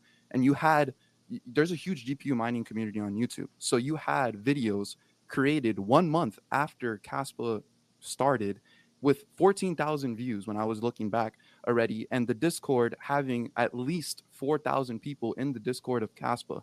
And the Discord of Kaspa is basically like the same kind of concept of the Bitcoin forum, where that's where Kaspa literally was born, in that Discord. So you can look back and read what everyone was saying when it launched. You can even see the archival history of people doing trading Kaspa when there was no exchanges that existed, and people were literally trading millions of Kaspa for just hundreds of dollars because no one even knew what the value was going to be. And then at the end of the day, comparing Bitcoin and Kaspa in terms of fiat price, I just don't think is a fair comparison, because there's always different periods of time where something is outperforming something else. There's right now certain stocks that are outperforming Bitcoin. Does that mean right now Bitcoin is inferior to those stocks? Hey, Obviously, Kaspa you guys were Silver, not. can Yeah. you give us like a 30-second, why do we need Kaspa? Like, you're best case to sort of land this? Yeah, so the reason why we need Kaspa is because we actually need a proof of work money that is actually usable for daily day-to-day transactions. I would talk with most Bitcoiners, and most Bitcoiners don't use Bitcoin. And then if they do use Bitcoin, it's a layer 2 solution, and layer 2 solutions don't actually support the layer 1, because layer 2 solutions are all done there, and the only thing that supports it is opening and closing channels. So when you have Bitcoin, you're not, it's basically for a newcomer, when they get Bitcoin, they're not done. They need to learn a layer 2 solution, and the hope and dream is that layer 2 solutions get adopted and there's enough channels opening and closing so that it can actually sustain Bitcoin. But it just falls again, Kaspa and Bitcoin have the same problem, and I would say it's in the same time frame too. In the next decade, All right, hold Bitcoin is on. also going to fall. Let's get a Bitcoiner to talk about. Do we have a Bitcoiner in here that wants to talk about layer 2 to refute what Kaspa Silver just said about that not being viable? Then can we get Christian Ludwig? He said Rob needs to approve him. Let's get the Bitcoin Lightning guy, and then we'll have Mr. Ludwig. Yeah, we need people we're gonna to need step someone Somebody's got to to step go out. down, Somebody's and got to then go we will down. get him up next. Yeah. Bitcoiner that wants to refute that. I mean, I can or Michelle can, but I want to get either Salty or Satsdaddy or someone else in to Yeah, speak I on mean, that if you'd like. and I'll just throw it out there, and anybody can add to it from a Bitcoin perspective. But we have the Lightning Network, and there are other scaling solutions being worked on. Bitcoin has fully adopted the Lightning Network from my perspective, and so why isn't that the solution in your mind? Well, because you still need adoption to happen. Okay, so let's say the emission schedule was to completely end right now for Bitcoin, would the current adoption rate be enough? I'd have to look at that. I mean, I don't just know the answer, but Well, I know I it use would Lightning more than I it wouldn't be use. enough I mean, we don't know if the the future, emissions went right? away right now. It would not be enough Hmm. at the current levels. You do not, the blocks are not filled enough in Bitcoin to actually make it sustainable Hmm. for miners if the emission schedule was to just completely drop today. So the only difference between Kaspa and Bitcoin is that there's time. Bitcoiners have more time before this becomes more serious, and Kaspa is trying to approach this at a much faster rate, mainly because of its superior technology being enough incentive for the adoption to come in within the decade, which is pretty much what Kaspa does So have. you're relying on 20 or so devs to figure out a problem that Bitcoin has been, also needs to figure out, but has a lot more time and a lot more adoption. You see where we're going, right? Like the risk, right? It's about risk ultimately. Like why would a Bitcoiner go 90% away from Bitcoin into Kaspa when the risk is that much more? Like that to me makes zero I mean, a sense. Bitcoiner may not do that, but I mean, you This need is the people Bitcoin to do army. that. Yeah. Yeah. Yeah, I mean, the like room. if a Bitcoiner may not do that, but the thing is, there's people that do that were Bitcoiners before, and they are 90% Kaspa or whatever. And the fact of that is that people are doing that because they actually do believe Kaspa can achieve this. And one of the main things about Kaspa is that it's actually going to be able to support smart contracts, which is a huge market. But You they've guys done talk that with about Ripple, stablecoins. right? Ripple has done that. Ripple's got plenty of channels, plenty of stuff going through. And look at the Yeah, people Ripple's a number who 3 network. years ago, Bitcoiners went over there. They are down drastically, Yeah. right? So But Ripple is still that 100 billion market cap network today, and Kaspa right now we're talking about it being right now a 2 2 billion billion. Yeah. market cap network. So whether or not in the terms of fiat, yeah, it looks bad. Ripple looks bad. It still went up 100 billion market cap network, and you guys talk about the stablecoin market a lot. And what recently, Jack Mallers with the Strike app, which probably a lot of you people use, he just recently integrated Tron network, which is obviously built on, it's a proof of stake network for proof of stake. And Jack Mallers got a lot of flack for that. But wouldn't it be way better if stablecoins were actually supported on a proof of work system that was So decentralized, we're because not Bitcoin saying it can't do that. would or wouldn't be better. We're saying you have a Well, those are the countdown. markets. Your sand in your hourglass is running out, and you have all of you named them. You have all of that competition to try and get to solve the problem, right? You need those transactions, and the hurdle's too high. Hey, can I read Middle a and bigger sentence from the founder of Kaspa, Jonathan Sampolinsky from Harvard? So this is what his statement about the Lightning Network. It's a statement. It says, "I cannot be breached without a system-wide breach. It will fail me only if it fails everyone. This security condition is what Lightning Network lacks, why it is likely to lose the battle versus other L2s or L1s." So that's just about Lightning. You understand? And the other issue with Lightning, it has some security and decentralization flaws because it doesn't inherit the layer one's massive decentralization and security. The primary issue is onboarding onto Lightning Network. It would take 80 years for the world to onboard Exactly. simply because Bitcoin is not scalable enough for that many users. And the primary issue people overlook with Lightning is the cost of onboarding. It prices half the world out who are in a low socioeconomic status, because if people want to use a medium of exchange that's not a stable coin because they don't want uh, censorship to be in the equation, they prefer to use something secure and decentralized like Casper or Bitcoin. The issue with onboarding to Lightning is the cost of a fee.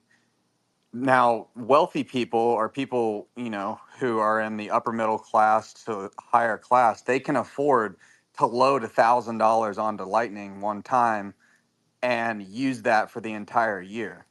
Poor people can't do that. They can't pay a $10 fee to put $20 on Lightning and use it. Can So I the can I issue ask a the, follow up, the issue Chris, is with go ahead. to what you're saying?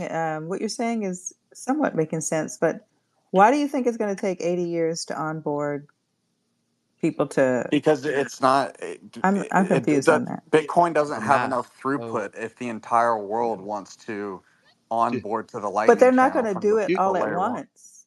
I know, but And can they not get Lightning Bitcoin without being on the native chain, right? I could send someone Lightning, and they don't need to ever be on the main, have it on native.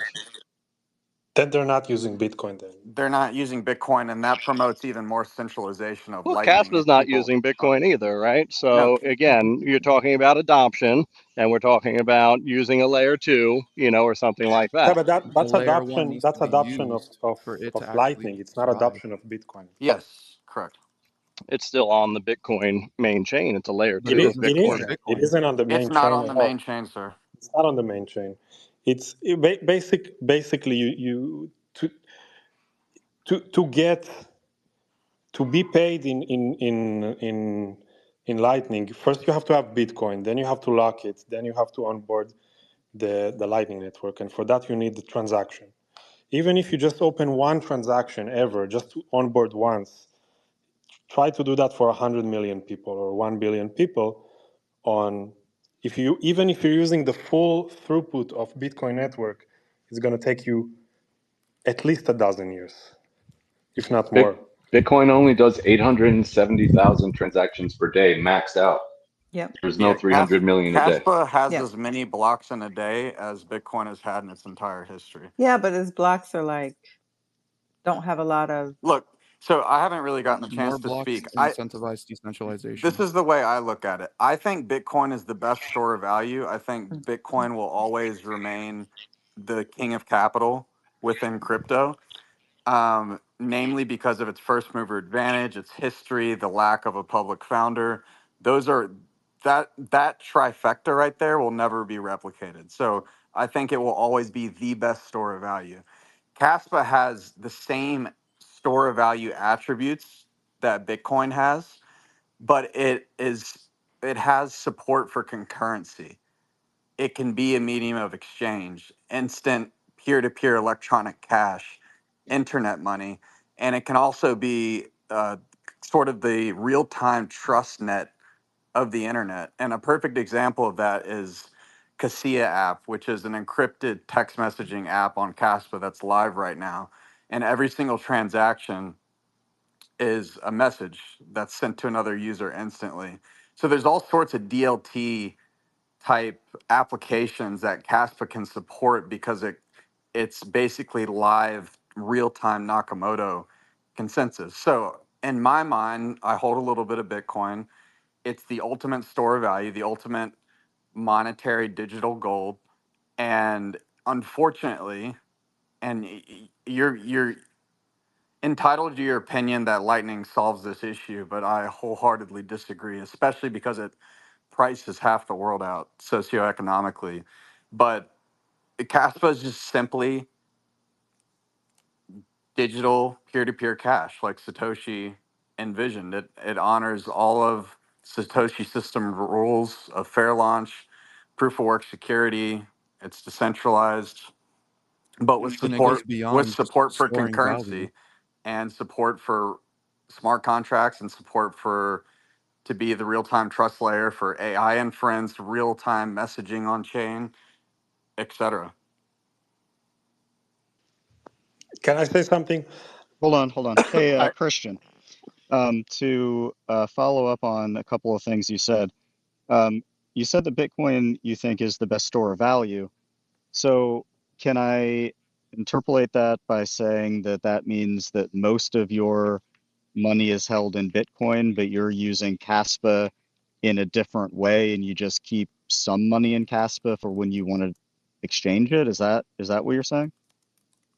I personally, because I believe Caspa pound for pound is just as good of a store of value, and it has a lot more upside in terms of the market capitalization it should reach to be its true fair value. I strictly hold like 98% Caspa. But if I had a you know a gun to my head and I didn't have the type of money that I have, it would probably be more like a 50-50 ratio if I didn't have the same risk tolerance. But what I'm saying is Bitcoin has economies of scale that Caspa doesn't have in terms of its security, the amount of hash rate, as well as how many nodes there are. So pound for pound, they're on the same playing field in terms of security, decentralization, and store value. But But Chris, currently, Bitcoin has a greater measure of security and a greater measure of node decentralization, I not mining agree. decentralization. Node. Caspa is actually more decentralized mining, Hmm. but node-wise, Yeah. correct. But what my point I'm trying to make is this is very simple. One is digital gold and one is digital silver, medium of exchange. can I add something? Someone earlier said about utility, like you wouldn't mind using Caspa if it's just like a utility. You can actually use.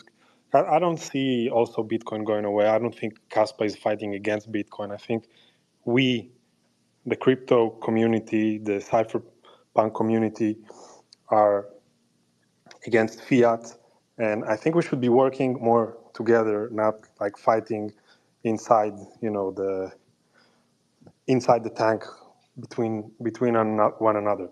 And actually, you could use Kaspa as a utility for Bitcoin. Like, let's say we could do something like that in order to have faster transaction, like you would have with Lightning. I mean, it's going to have the same problem because you're going to have to lock a Bitcoin, and then you could use Caspa much like you use the Lightning Network just to transact, but you'll have the same like security, decentralization, and throughput and block speed and user experience as you would have with Lightning. But Lightning has a lot of problems, security, um, Watchtowers, Custodian. what centralization, a onboarding. lot of yeah, I have a post about it, but there are a lot of problems.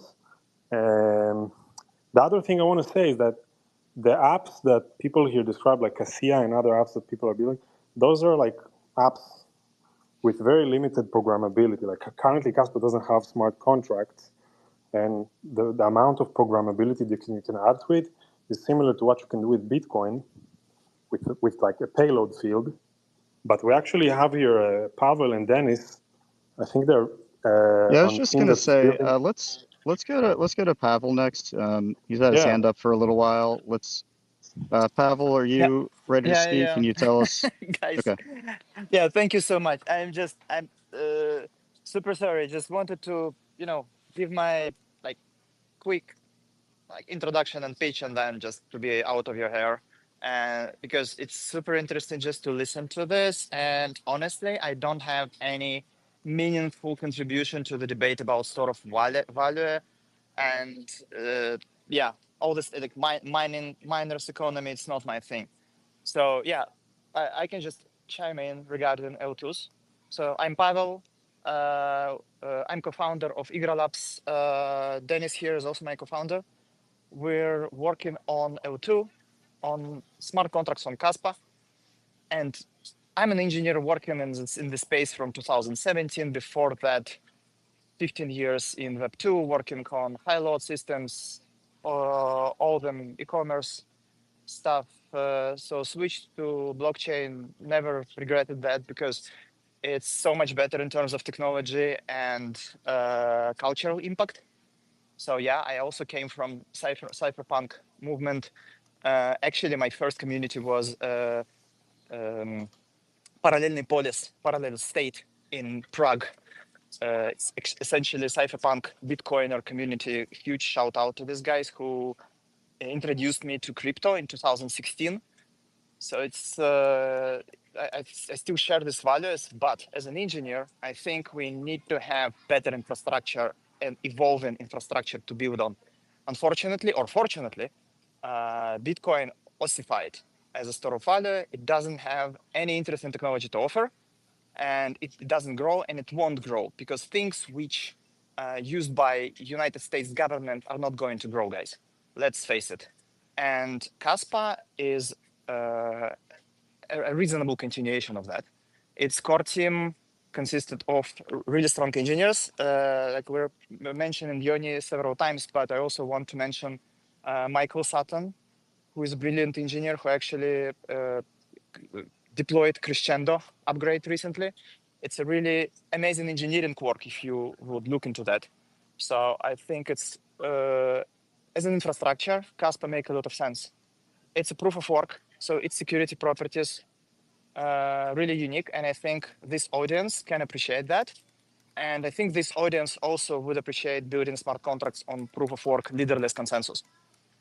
When you say we should give it more time, Michelle, Solana was started in 2020, right? Less than 5 years, essentially. And Solana is now being used by hundreds of thousands of users. Yeah, but We can, it goes down like yeah, every 6 months.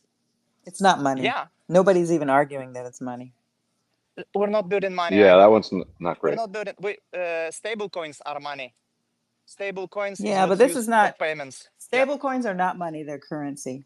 There's a difference between currency and money. Bitcoin Yeah, is it's exactly. a money. peg. That's why I'm saying, and that's I cannot contribute to this debate. It's not my thing. I like building things, and I can But promise you that Igra network is going to inherit Kaspa's liveness, throughput, and security.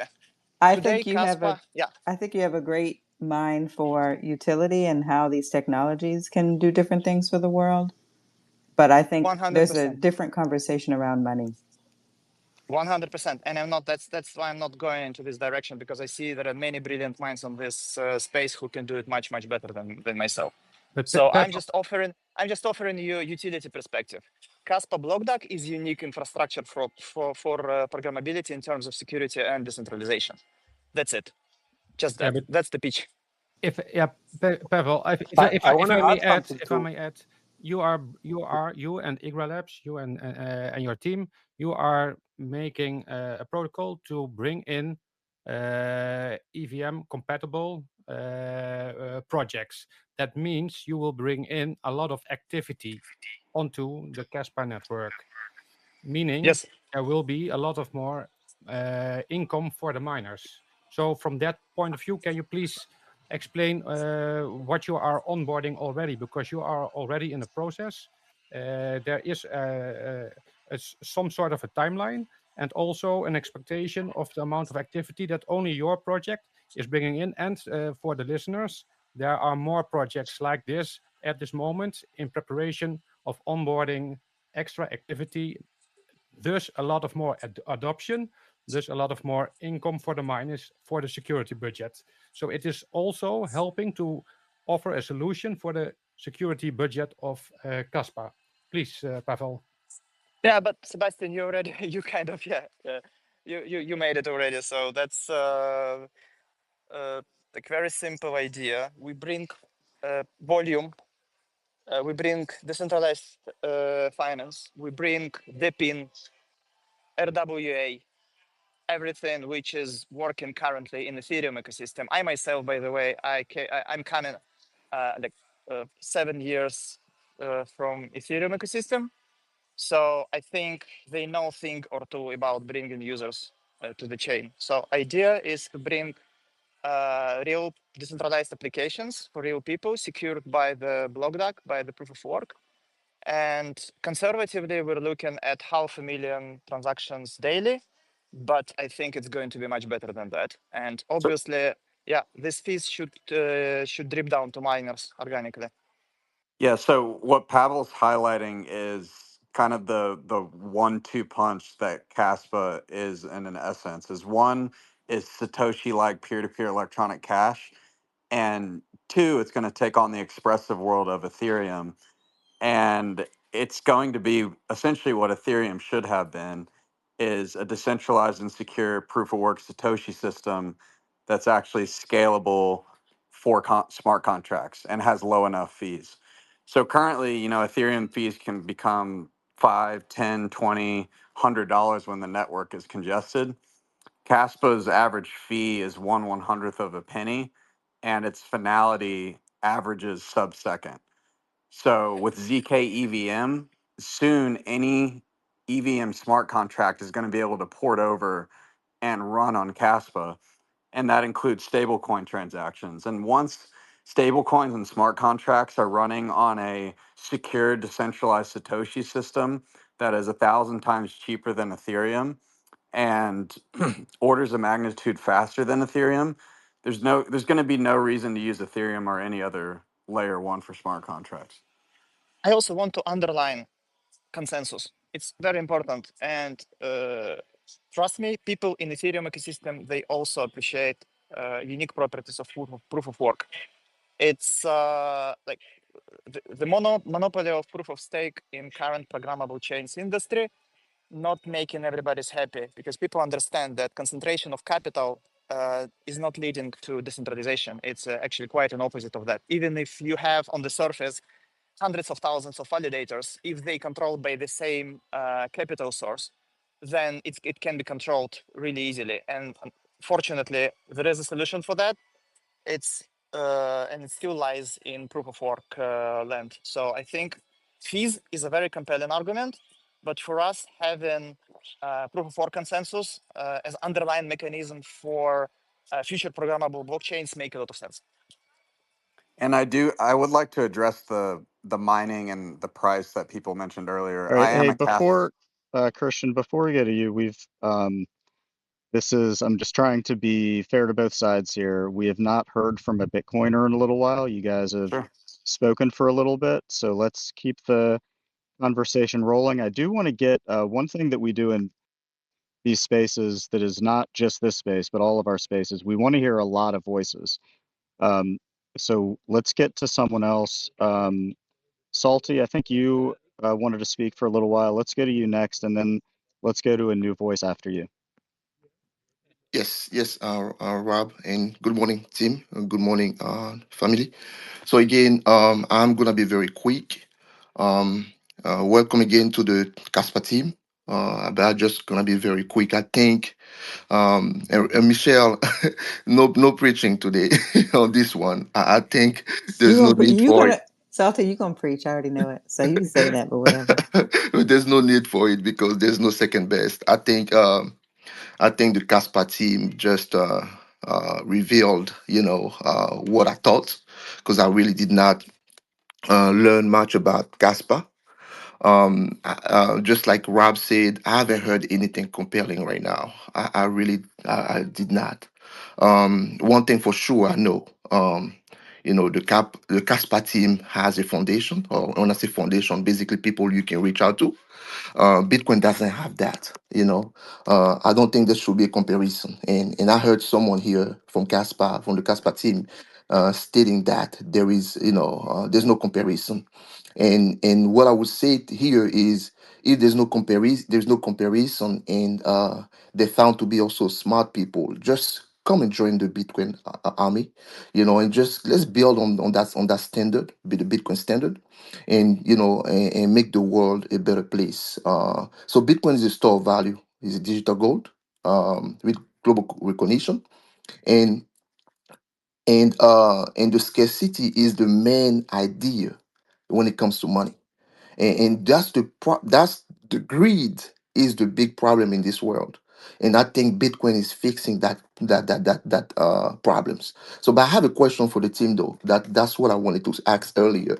So with such a high total supply, and we know the supply, by the way, is 28.7 billion. 28.7 billion. Okay, how does Caspar plan to maintain scarcity and value over time? That's my question to the Caspar team. Sure. I can Yeah. answer So, that. let me go for a second here. Sorry. So really, it's just math and numbers, just like Bitcoiners love stacking sats, and don't worry about, you don't need to get a whole Bitcoin. It's just a max supply. It's just very simple that, to order a cheeseburger or a cup of coffee, you don't need to bust out a calculator and figure out like 1,321 Satoshis. It's just like 10 coins or something. But the idea is the same. It's deflationary, fixed supply, less come out every certain period of time, and it doesn't matter if there's 28 billion. A slice, the same slice of one Bitcoin worth of Kaspa is 1,366 coins. So if you have 1,366 Kaspa coins, you have 1/21 millionth of the supply. It's the same thing as having a Bitcoin slice of pizza for slice of pizza. So the other guy can go. Sorry, I just wanted to get that little point out. No, that's correct. I think that Dennis, or it wasn't Dennis, was downplaying a little bit on what Igra is doing. I want to go back to that. So, someone here mentioned before, Kaspa and Bitcoin are facing the same problem with security budget, but just like that, Kaspa has less time. But Kaspa is building, where Bitcoin is just ossified, and what Igra are building basically is a smart contract layer that is directly tied to the layer one.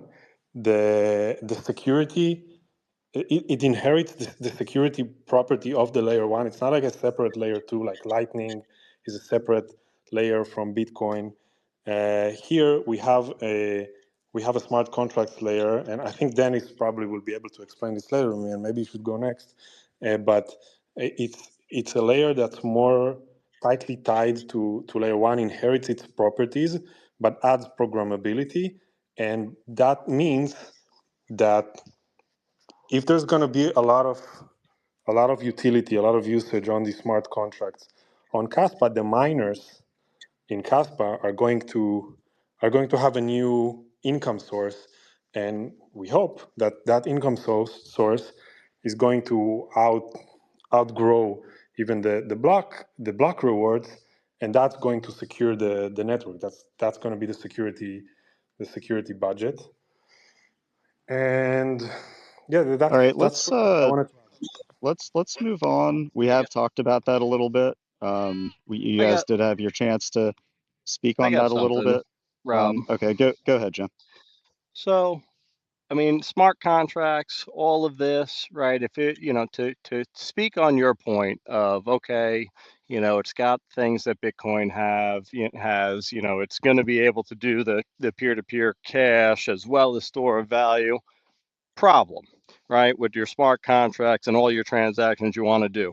So you get all this adoption, right? The dollar for dollar is the same. The price goes way up, right? The Kaspa market cap through the roof, right? it is now going to be expensive to run all those transactions, right? The reason why you have Ethereum and all these other chains, these experimental chains, is because it's cheap. It's cheap to run it. It's cheap to execute these things. Why in the future would you want it to be expensive? Why would you want it to be expensive to run and transact all these things? You don't. So then that's going to be why you're going to get rid of your token. Why would you It get won't rid of be your token? expensive though, Says why not? Why not? If the market because cap was being through the roof, why would it Didn't not be understand the expensive? connection. because Kaspa increases block production, which is actually something I wanted to talk about that hasn't really been addressed here. Is that why does Kaspa have faster blocks? Why does that even matter? Number one, it increases the throughput. With Kaspa's 10 blocks per second right now, you are able to handle close to about 200 million transactions without the mempool getting clogged. And if we're being honest, In a 200 day, million yeah. is in a day. And if we're being honest, 200 million is more than enough for the current level of adoption for crypto in general. No coin right now is handling more than like 2 million a day. I mean, I guess Solana has 66 million from what my research, but again, Kaspa can do 200 million, so it got it covered there. Another reason why the block production being fast is extremely important is because it actually increases decentralization of mining. Because in Bitcoin right now, you only have 144 blocks a day. And right now, there's a current concern that pool centralization is a thing. Now, yes, I know miners can always just switch to another pool. Yes, they could, but that is just kind of assuming that would happen. And one of the main things about these systems is we shouldn't just assume the best case scenario should happen. We should actually prepare for the worst case scenario. And in the worst case scenario, let's say they don't move, or let's say pools all demand to KYC. That's going to be a big problem because if you're not allowed to now be on a non-centralized pool, then that could centralize Bitcoin in a sense. I mean, we already have two pools in Bitcoin that almost make up over 51% of This space was downloaded via spacesdown.com. Visit to download your spaces today. the network. And again, I know miners choose those pools, but we can assume that miners will change if those pools become malicious.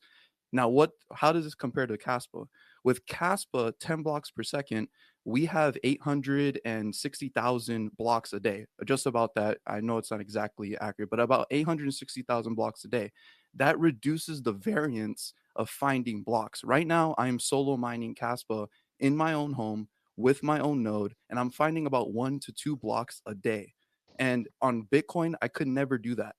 If I do, it's called lottery mining. For Kaspa, it's just another day.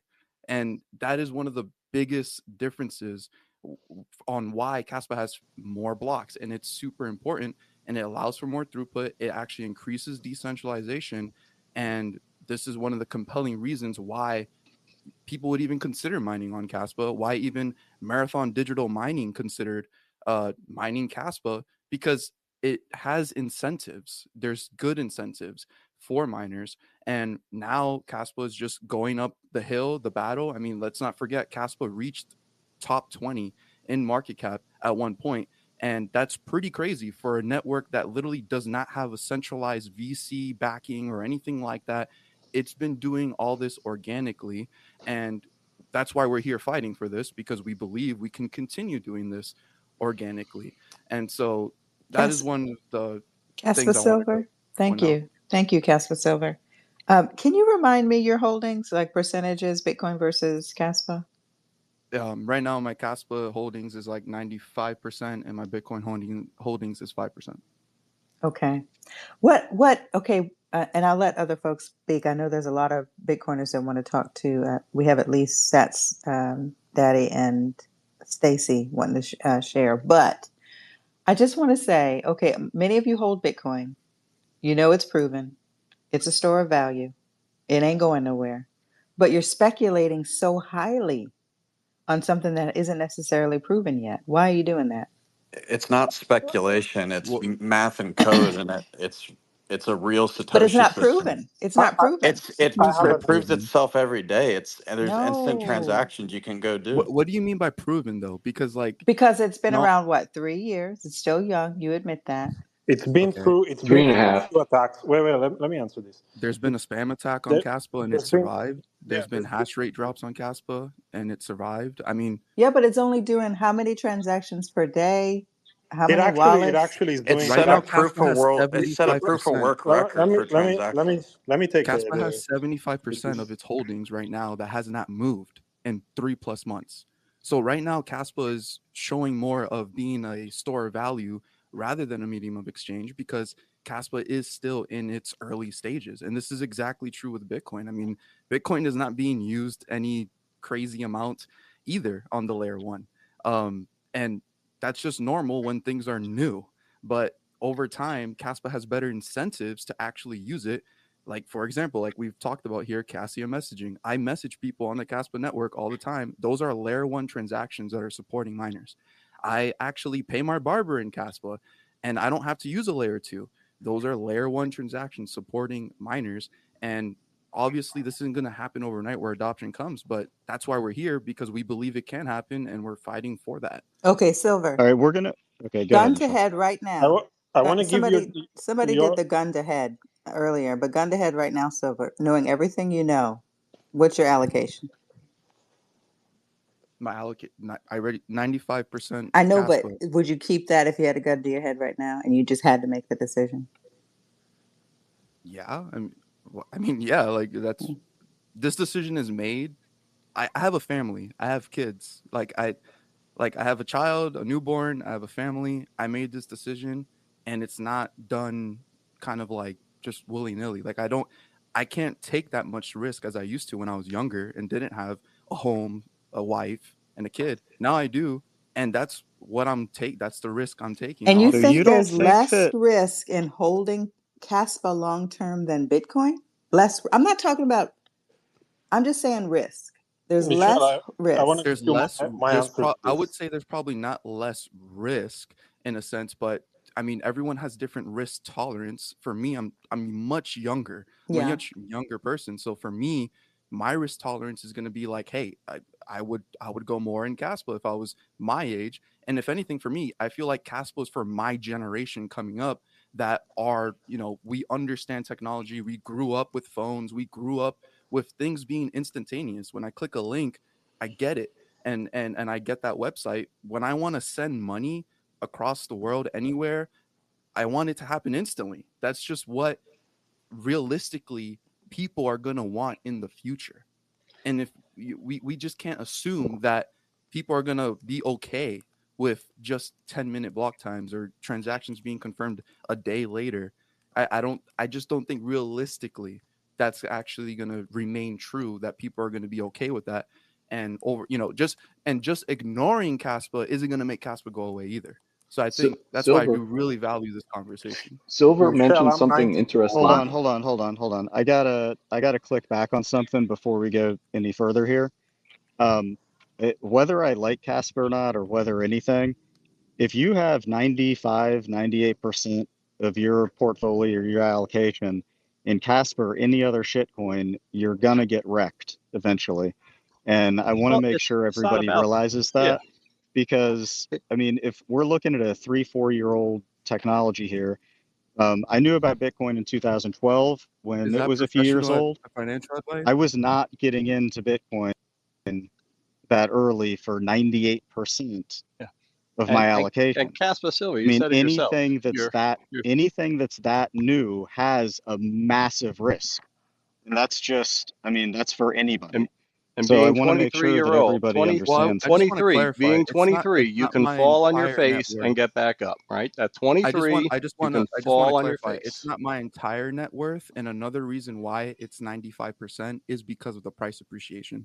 I got in Caspa pretty cheap, and actually when I got in Caspa, I got wrecked originally because I bought at an all-time high, but I hauled it all the way through because I actually took time to research and deep dive and start a channel, start educating people, and I'm in the positive now. Like I'm good. But In a bull that, market, everything there's goes always up. risk. There's always time frames where it's going to be bad. Anyone who bought Bitcoin at 65K got wrecked when it went to 15K. I was one of them, but I'm still here because I actually spent the time to understand and research, which everyone should do before you get into Kaspa. I'm not here to That's say what we're just doing get now. into it And Yeah. and we're throw talking, we're money Sure. into researching. it. Let's go And Yeah. to and a and couple. There's an Casper, interesting Casper Silver, you're going to have your point of view, and a lot of our points of view do like the amount of Caspa or Bitcoin you hold is going to influence your point of view and perspective, and you're going to hold on to that based on your amount of holdings. Wait, can I? And so Oh, sorry. 100%. I think that's a reflection of this. Yep, 100%. Yeah, Sure. I would be ashamed if I was up here speaking this passionately and like I had like $1,000 in Kaspa and like But be 100,000 in careful, Bitcoin. That would saving be Bitcoin, silly of me. So saving Bitcoin, y'all. Hey guys, I Okay, do go save ahead. in Bitcoin. Michelle, All right, I let's do go save to in a Bitcoin. I But want to let's answer get your to a diversity couple question new doesn't also. exist, and speakers. many people actually, Michelle, many financial people do that. guys. The Michelle, Onion. The Onion has been waiting for a long time. Let's go to the Onion who's next, on you? and then Satstaddy and Xstacy.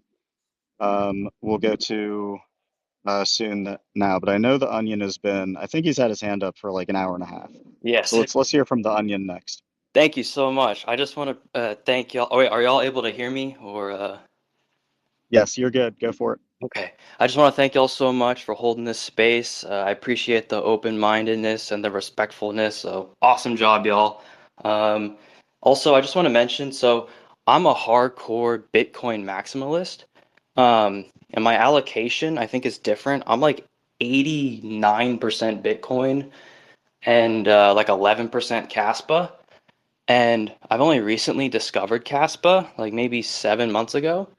And I actually didn't find Kaspa. Like, I have no need to get rich. I have no need to try to gamble my life on some random shit coin, right? So I've always been hardcore Bitcoin maximalist. I was in Bitcoin in 2017.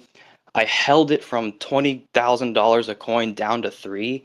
And the reason I held it was not really like to get rich. It was what I really value most that Bitcoin provided that nothing else did was sovereignty. And that's why I hold it, right? I value sovereignty. Um, and I noticed that recently, like whenever I've actually completely switched to 100% Bitcoin for like the past 7 years now. And I found that the problem I kept coming across was whenever I would spend my money, I would have like kind of high transaction fees. The fee was all, if I always wanted to get into the next block, it like that was my goal because I needed to spend my money like kind of fast. That to get into the next Bitcoin block was always like about $10 if you want to like ensure that you get in there. And so the solution to that was a Lightning network. So my goal was, okay, well, if the main layer one of Bitcoin is too expensive, I'll just use a Lightning network. But the whole reason I'm in Bitcoin is because of my sovereignty. And I discovered that as I started to peel back the layers of the onion, so to speak, um, the only solution to me being able to spend my sovereign money was I needed a layer two. And the layer two involved putting your if Bitcoin's the scarcest asset, you don't want to give it to other people. So I would have to put my Bitcoin in a layer two Lightning solution. And to me, that's just too centralized that you can get rug pulled if the other person closes the channel. I know that there's watchtowers and stuff, but the whole thesis of me being in Bitcoin was because of the layer one. And I had no excuse to leave the layer one up until I had to. And when I had to leave the layer one, you also give up all that sovereignty of Bitcoin that makes it so valuable. So I actually have no reason for Kaspa. It was I didn't want to it was my sovereignty. To me, my sovereignty is priceless. And so it was because of that I started digging deeper. So I realized, okay, spending my Bitcoin that I've held is expensive. It costs $10 to buy something that's $4. So I was like, okay, Bitcoin's a good store of value, but I can't use it. But if I do want to use it, I have to give up my sovereignty. And I was like, okay, well, maybe there's something else. And I just so happened to discover Kaspa purely on accident. And I did a bunch of research, and the way I see it is it's just a ledger that doesn't have those two problems, and they have a solution for it, and because of that solution, it allows them to do all these other things. So I'm actually not coming on to this as like a hype perspective or a speculative perspective. I'm coming onto this as a Bitcoin maximalist who just wants an option to use sovereign money without the layer 2. So I kind of hit this pain point. So I don't know if that helps at all. So that's all. If anyone wants to add on or question, feel free. Thank you so much. I think I'm gonna cry. You're gonna cry? Yeah, that was beautiful. Oh, thank you so much. We appreciate you, Onion. All right, next, Sad Daddy, are you ready to speak? If not, we'll go to Ecstasy. No, I can speak. I can speak. I'm not quite sure like where to begin with a lot of this or what to say. I've heard a lot from both sides, and some technical. I'm not as, of course, technically literate with Kaspa. You know, I've only done a slight bit of reading, you know, in advance of this space, but you know, I'm pretty decent with Bitcoin. Not the greatest, but I'm pretty decent with it. There was a couple of misconceptions I heard from the Kaspa side about just the way that, like multiple, the way that the nodes are kind of looking at things. And my point of saying all that is, you know, sell me this, right? Like, sell me Kaspa. And I've heard a lot of interesting things said, but I'm not sold, right? Like, I'm not sold at all. So again, why use this? Why use this? Yeah, it's cool technology. The Ghost Dag it's pretty interesting, but you know, again, why use it? Well, okay, you're saying it's faster and it can do faster transactions. Okay, that's cool. What happens if Bitcoin then adopts the technology? What happens to it? It had the opportunity to. Yeah, and It was declined. Yeah. It was declined by Core because they wanted immutability over scalability, which is it's a respectable choice. They just declined this technology. That's right. what Kaspa was. Is it was a proposition for Bitcoin So originally. it was a BIP. Excuse me? It was a BIP. No, it wasn't a bit. It was researchers proposed to. You can look at the Bitcoin scaling conferences way Right, but way I'm early. saying, did it You'll have see a this formal BIP? proposition. Was it a BIP, a Bitcoin improvement? No. It wasn't a BIP, but before something becomes a BIP, it's debated in different forums, both academic and there are forums for this, like scaling Bitcoin is one of them, and all these ideas and research, like the founders of Kaspa, the researchers are from the Bitcoin community for a long time. They published the first security proof for Bitcoin. They researched. You can go to search Jonathan Sompolinsky and Aviv Zohar on Google Scholars and just look at their papers throughout the years, like from the beginning of Bitcoin. Yeah. So again, what's the thing that it's trying to solve? So it's money. It's trying to solve scalability, scaling. I know it's like a word that's been used a lot, and every coin out there is saying TPS. Transactions per second. Actually, I would say that's the wrong thing to look at. Once again, that's the wrong thing to look at. Let me just finish. Hold on. Once again, my point. If an L2 comes out that scales Bitcoin, then what happens to Kaspa? The issue is not the issue is with onboarding to any type of L2, whether or not it's Lightning. It's too expensive. I'm not talking about Lightning. It doesn't matter as long as Bitcoin itself is limited to 6. You guys are not answering my question. I'm answering your question. I'm answering. Listen, as long as Bitcoin, if it's a layer 2, it doesn't matter if it's Lightning or something else.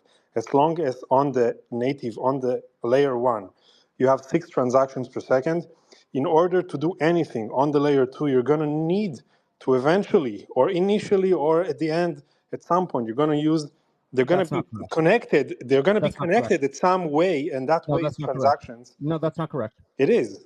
No, it's not. And so, No, it's not. then there are two completely separate networks. Let him speak. You can do merge mining and have multiple transactions per second on a secondary L2 that do not have to consolidate onto the base layer for transaction finality. So that's absolutely not correct. You merge mining. Is there something like this? Yes, there's multiple proposals that do this. Which one? Luke Dasher has talked about them for many times. There's like. Is there something implemented though? No, because you're talking about Kaspa, something that already done. Right, but my question to you is, when one of these, if one of these, and it becomes implemented, what happens to Kaspa? But then won't you say it's not proven because these are just ideas for now? You're talking about ideas. You're not answering my question. If a scalable L2. If there is something good, I'm gonna be the first one trying it. I'm like a really early adopter. I used Bitcoin in 2011. What happens to Kaspa? What actually happens to Kaspa is Kaspa is going to be the world's, and it already is, the world's best perfect sequencing engine. Remember when I was talking about downloading pictures in 1995 on dial-up? I didn't foresee the possibility of 4K streaming to TVs. It's going to be the same thing with Kaspa. Nobody knows what we're going to be able to do with it. Okay, so then it's not going to be money then. Uncharted territory, and there's virtually unlimited possibilities beyond payments, beyond Lightning, beyond L2 scaling, blah blah blah blah. There's stuff we can't dream up that's going to come out. They don't know. Continue your point, Sats Daddy. My point is that when a proper scalable L2 that can be onboarding to 8 billion people becomes implemented, there's no point to use any other of these other chains. They're useless. When there is something like that, believe me, the people who are like called Kaspa maximally and agree enthusiastic about Kaspa and what it's doing are going to be the first one jumping on that train. When that happens, I'm not saying I'll probably be there. I'll probably be looking into that and going into that. I like technology. I'm an early adopter. Someone here said about like transactions per second.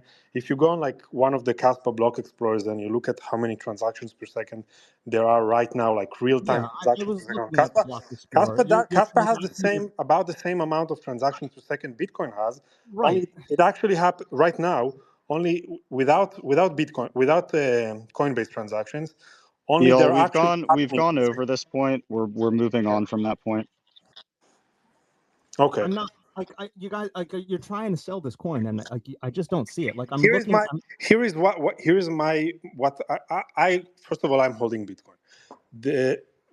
What I think will happen with Bitcoin as it becomes more popular, and I do want it to become more popular. The problem that I see is that there's going to be a very high competition to use the layer 1. So it's only going to be affordable for really big institutions, big financial institutions, maybe states, and that's fine. And that's fine. You don't know that. You're guessing. I'm not guessing because it's pure math. It's like 6 transactions per second. You can't know that, Neil. Yeah, you but can't. 6 transactions per second.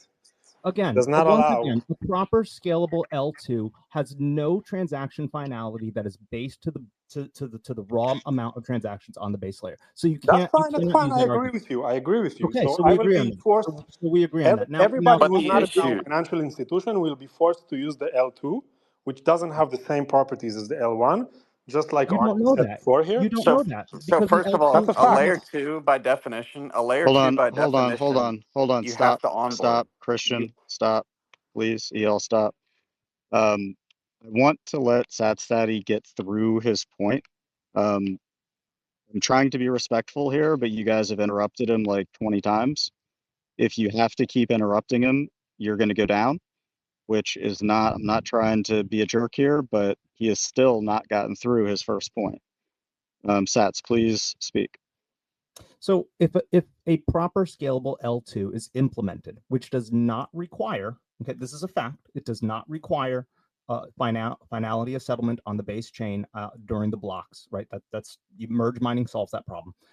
Then these other coins and these other systems, they don't matter. That's number one. Number two, you cannot project your current reality onto the future. We have no idea what's coming. We have no idea what type of technology is going to come to allow these L2s to have this type of thing. And then you speak about onboarding. Again, you can't say that like nothing's going to be onboarded, right? You can't just be like, we don't know about this, we don't know about that. Yeah, well, like the sun might explode tomorrow, right? Like we don't know anything about the future. So to try to sit here and be like, you know, we're going to have onboarding issues and things like that, that doesn't sell Kaspa. And we're talking about your transactions and your things. I have the block explorer, right? Your transaction count is down on the 90-day. Your active addresses are down on the 90-day. Your yearly chart looks terrible, right? You have 174 total IPv nodes with 0 IPv6 nodes. Of those, 75 of them are on Amazon Web Servers. Your network growth is flat to down over the last 30 days, with only 188 of those nodes being last projected. So you like sell this to me. You're looking at a point in time, though. Okay, you're looking at a point. First of all, I don't know where you're looking, but I'm on your block explorer. Okay, the graph has, you're looking at like half the stats of the last day. Is that it's going down? No, not last day. 30 days. No, but you're looking. It had the graph there. The last day is not a full day yet, so it looks like it's going down. Is that it? Is that what you're looking at? One day is an anomaly when you're looking at a long period of time. If I were to pick like a random, like a specific point in time in Bitcoin, I could also make it look bad. It doesn't matter. Days from 4/14 to today, a 90-day transaction count. You had one spike, okay, around 6:20. You had a spike, right? Like, but it's flat. Look at the real time. Look at the real time transaction percentage. The same is true for Bitcoin. Your 30 days. But you're looking at a point in time. Like you're looking at 90 days. Sir, by definition, a layer 2 must be onboarded, and it's not a hypothetical, it's math that it takes 80 years. Too. No. Again, you don't know that. A different L2 with different architecture may not have that type of No, it doesn't matter what the architecture is. Now you're if it's a layer 2, you have to onboard from the base chain. No, you don't. And there's fees. Yes, you do. No, you don't. No, That's the definition of a layer 2. No, you don't. You can have a fractionalized system where you peg in satoshis, then the satoshis are fractionalized, and you can have secondary nodes. That's banking. That's banking. That's centralized. It's not centralized. You can have the nodes provide that. You don't. It's not centralized at all. Then you need a hard fork for the layer 1. You don't need a hard fork. You don't need a hard fork at all. You send the no. This has been talked about. So you're doing something on the base layer 2. What I'm hearing is that you guys are not as into into this developer space that I am. So you're not familiar with these other proposals that are out there, right? But you're talking about proposals. You're talking about hypothetical things now. Yeah, everything is hypothetical. Your L2s are hypothetical. Yeah, everything is hypothetical until it's implemented. It is. So what you have to look at is. So what are you saying? What I'm saying is you have to look and see where your energy is best spent, right? Because if one of these L2s is implemented in Bitcoin, what happens to Kaspa? So where should I put my development time? Into the $2 trillion asset that has consistent network growth, node growth, miner growth, transaction growth on a relatively very consistent basis, right? Or should I spend my time in something that is not showing the same growth curves? It's not showing the same usage statistics. It's not having the same market cap, right? Where should I put my time? Where is the transaction growth on Bitcoin, though? It's on the chain. What are you talking about? It's relatively flat, just like Kaspa. It's maxed. You can't have more growth. It's bottlenecked. That's what I'm saying. Once again, you guys are missing my point. I have a question for the Bitcoin maximalists. I consider myself one. Again, I'm like 89% allocated to Bitcoin, but I like Kaspa. My question for the Bitcoin maximalists is, would you store $100,000 in a Lightning channel? I'm just curious as to why or why not. No. No, and why would you need to? No, and there you Would you go. keep Why do I need to $100,000 in do your that? wallet? So my question is basically like when you choose to use a Lightning channel, you have to make a decision. So all of you said no, and that's because there's a little bit more risk than the main Yeah, chain. but so I don't like Lightning. You know, I'm not a Lightning proponent. So like, as far as L2s go, Lightning I think is trash. I don't want to. You know, to me it's a moot point. My point I think still stands, and you know, you guys are dancing around the issue because I think you know my point stands, and you can't really attack it directly. Is there's no actual true incentive to build on this system, and that's a fact. Like for me to deploy and build on this or any other system, right, is a Please, moot point because anything that I do there, the moment it gets implemented on the better chain, it's dead. But aren't you can you saying the please, same? Aren't you saying the same Dennis? exact? Isn't your argument the exact same thing? If it was instead of a Kaspa and Bitcoin space and Ethereum and Bitcoin space, you'd tell them the same thing. Like you're basically saying nobody build anything on anything except on Build it on Bitcoin. Bitcoin. Yeah, build it on But the Bitcoin. point is that there is no building, almost no building on Bitcoin. There is no development on Bitcoin. That's not There is no progress that's on not Bitcoin. true at It's all. very little. Ask. That's not That's true at yeah. all. I know multiple I don't people. think I know that's people true. very that are, little. hold But on, Rob. Hold on, Rob. all right, go ahead. I know multiple people. I am involved in some pretty decent dev circles. I know multiple things that are being built on right now. I just was in a Bitcoin meetup just last weekend where I know of a new piece of software that's coming out that's going to be in the space that is going to allow people to have a lot more sovereignty. Like you don't know that. Like things are being built right now as we speak. Things are growing and changing. So to simply say that, you know, yeah, well, that doesn't make any sense, man. Yeah, build it on Bitcoin. Why spend your time? Imagine if everybody was instead of wasting their time with all these other chains, imagine if everybody was focusing on the one chain that has consistent But growth that seems to be growing. Take it whether you like it or not, and Sat, empower them. we had an engineer here speak earlier, and he was basically saying that he's not excited to Yeah, bid that's on great. Bitcoin. Some engineers used to build different helicopters when they worked for Sikorsky, and you want to know what? One helicopter won out. That's it. Okay, sorry, Seth Daddy. What you are saying? Why would you build on another or another network than Bitcoin? To be honest, Kaspa comes forth out of Bitcoin and trying to solve the issues also for scaling and also to be able to build on it.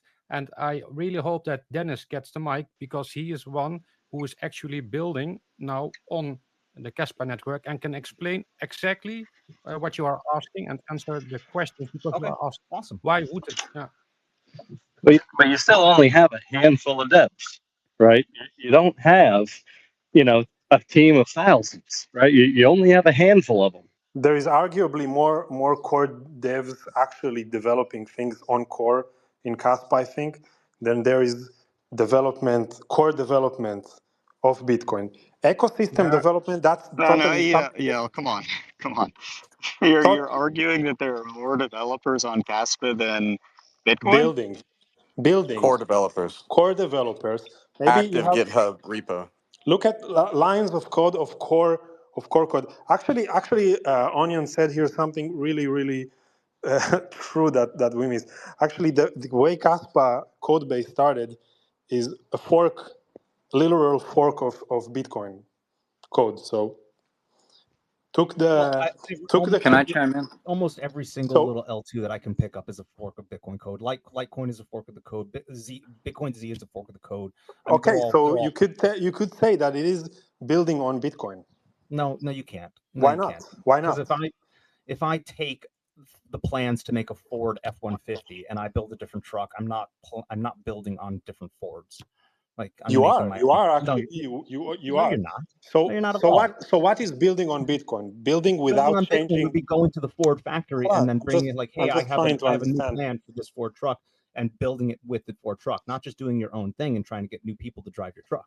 So one of the things I think that people who like Kaspa like it for is that the core code isn't ossified, and it is advanced, and it is changed, and it is developed, being actively developed, to open up new opportunities for You realize ecosystem that's an development. attack Wait, vector though. With only let me less than finish my 200 sentence. nodes, that's a major attack vector. You understand that, right? Not having an ossified code with your low node count is a major risk. The consensus algorithm of Kaspa, actually the researchers of Kaspa are Bitcoin security expert. They published the first security proof for Bitcoin I don't the care about consensus. that, man. That doesn't matter. It does matter. It does matter, It's a and moot there is point. You have there is a 100 full security proof for GhostDAG. And if you want, try to attack it. It's been on for three years. There is huge incentive to attack it, and nobody's been able to do it so far. Yes, it's 3 years. Bitcoin's been there for 5 times longer. And tiny shit chains have also survived attacks. It's just because of the cryptographics of the chain. That has nothing to do with whether or not it's secure. So try to attack Kaspa. I mean, No, I'm not going to try to attack. It's like really become a theoretical. No, I'm not talking about theoretics. Hey, one thing you guys have got to realize this, I mean, we're a Bitcoin community, right? You guys, the burden of proof is on you. You know, it's not on us. We're not attacking Kaspa. We don't care about Kaspa. You guys are trying to give us a reason to care about Kaspa, and you haven't. I mean, sell it to me. Frankly, I have been listening to this whole space, and you have not given us a reason. Iyad, you've had a ton of opportunities here. You still have not given us a reason. You're not choosing to believe what we're saying. I'm believing what you're saying, but you still gotta sell it. You're not selling us an answer to a problem we care about. So here's my problem with Bitcoin, and I'm holding Bitcoin, is that with time, if what I want to happen happens, which is more adoptions, more people use it, more people buy Bitcoin, more people store Bitcoin, at some point, if there's going to be more usage, there's going to be more transactions, more requests for transactions, like more demand to transact on Bitcoin. Do you agree with that? There's a Gatorade in the fridge. There's a Gatorade in the fridge. Okay, Sorry? there's Gatorade in the there's Gatorade in the fridge, and there's probably we've there's going to be more answered people. this question. If there's going to be No, more, but serious. Sorry, Eyal. One moment.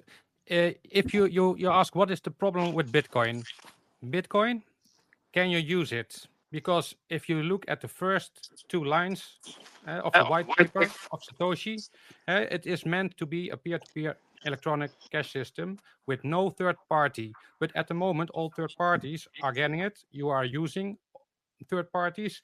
Where is the totally ownership of your money? That's what So Kaspa Satoshi's vision is to start a new chain. No. I want to give it really practical. Like here. if you're tying this back to Satoshi's vision, then Yeah. I don't know if that's the solution. I think the vision is to really develop. Really practically, I want more people to use Bitcoin. If there's going to be more people who buy into Bitcoin, hold Bitcoin, there's definitely going to be more demand for transacting on Bitcoin network. That's a fact. What I fear as a Bitcoin holder is that at some point it's going to be too expensive because I'm going to have to compete with other entities to use the layer 1, that it's going to be more expensive for me to move my Bitcoin than what I'm holding. Okay, so is that your sales pitch? That it might be too... It is a real risk. So no. When I say sell me Kaspa, that your sales pitch is that it may be too costly to do a transaction, so you're hedging your bet against that. Is that your sales pitch? It's part of it. It's one argument. Okay. It's one argument. How many times has something came along that's better than Bitcoin? Like this conversation has happened. The argument is not if it's better. To me, Bitcoin is a superior store of value. Kaspa is fulfilling Satoshi's vision of proof of work, secure, decentralized, peer-to-peer electronic cash. We're not competing for the same thing. We're meant to be money. Kaspa it's simply money Bitcoin is not on the base layer effective money for the world to use. I would argue that currency is not money. Correct. Currency And is you not have to money. be a strong store of value to be money, or you're just a currency. And that's what stable coins, I hate to say it, but they are more likely to be adopted as currency But then we're not solving the than problem of Bitcoin. inflation because they're pegged to a debasing currency, right? So how are we solving Sure, sure. stablecoins the problem of the And world? so the world will solve for that, but Bitcoin will remain a store of value and a medium of exchange. And so It's not. over It's time, not so over a much very a medium long of period of exchange. That's time, what It's we're not an arguing. effective medium of It's not a exchange. medium. that is Cost. your argument, but neither is Kaspa because it's not scaled. It's how many transactions a day are you doing? How is it proven? Scalability can be proven with math, and It can be someone proven already. with actuality. No, It but proven Have you means used you've done Caspa it. though? I have not, So but I just want proven to means say, you've done it. real quick. I just want to say real quick that, and I didn't get to this earlier. Like I'm right now 90-10 Bitcoin Caspa. I have my retirement portfolios, 401k, a Roth IRA, Unchained, multi-sig collaborative custody. Like I run a full node. I'm mine. I'm in the Bitcoin ecosystem. But I mean, like many of you, you've sent money across the Bitcoin network, and you understand that it's not comfortable to wait 30 minutes, 45 minutes for 10, 20, $30,000 to go across, like many of you have, like I have. All we can speak of is experience, right? So like I have sent large amounts of my money over the Bitcoin network. It worked, but it was uncomfortable. It took 30 minutes and it took $5 or $10. I have done the same on the Caspa network, right? Moving tens of thousands of US dollars. It took 7 seconds and effectively 100,000th of a US penny. And that was before network upgrades. So it's look, I'm with the Bitcoiners. Like it is the world's most pristine collateral through and through. It should be the monetary base layer. It fixes problems that no one else has been able to fix in the history of humanity, which is why we're all here again. But when it comes to scalability, it is a decade long, mathematically formally proven protocol with formal proofs that would stand up in the halls of any cryptography PhD program in the world. This isn't some conjecture. This is formal mathematical proofs, just like Satoshi did. So like I just want to say that Bitcoin is a store of value. I don't think Bitcoin needs to change at all. It's beautiful, and what Satoshi did is freaking amazing, and it's unlike anything the world has ever seen. But that doesn't mean that what Caspa brings to the table isn't valuable. And I just wanted and I do want to say too, as far as Lightning goes, like sovereignty is really important to me, which is why I got into Bitcoin. I don't like people fucking with my money, man, and neither do anybody else, right? And so if I have to, like, I don't want to touch my Bitcoin. I want my Bitcoin to grow, and I want to preserve my money for the future, for my kids, for my family. But I don't want to have to move it on a Lightning network where I have to basically, if I have to send my funds and rely on another person to benevolently move my funds when they themselves have to stake the funds to do so, that's called a trusted third party intermediary, like a bank. I don't want to have to do that. If I want to move my money permissionlessly, borderlessly, trustlessly, and quick, instant, like we would expect in modernity, I don't want to use Bitcoin. I would rather use something that is proof of work secure that can just zip money around like before you can even load the browser up. That's what I want. So I appreciate you guys, and I really appreciate the Bitcoiners that are here in this space. Like this has been great so far. So I just wanted to get that out. Real quick, I just want to mention something. I think so I'm a Bitcoin maxi. I think y'all probably know. But I also like Caspa, and so something I just want to articulate. I think like a good value proposition. If you're all in on Bitcoin, you're probably thinking like, why the hell should I care about Caspa? Bitcoin's all I need. And the way I want to articulate this is kind of like in parts of my life I've used an iPhone, and in other parts I've used Android. I've also used a Mac. I've used a PC. I don't look up to one as the best. And that's because they're each just tools that serve different purposes and needs. And so I think money is kind of the same. So some portion of your wealth you might be willing to put up with more counterparty risk.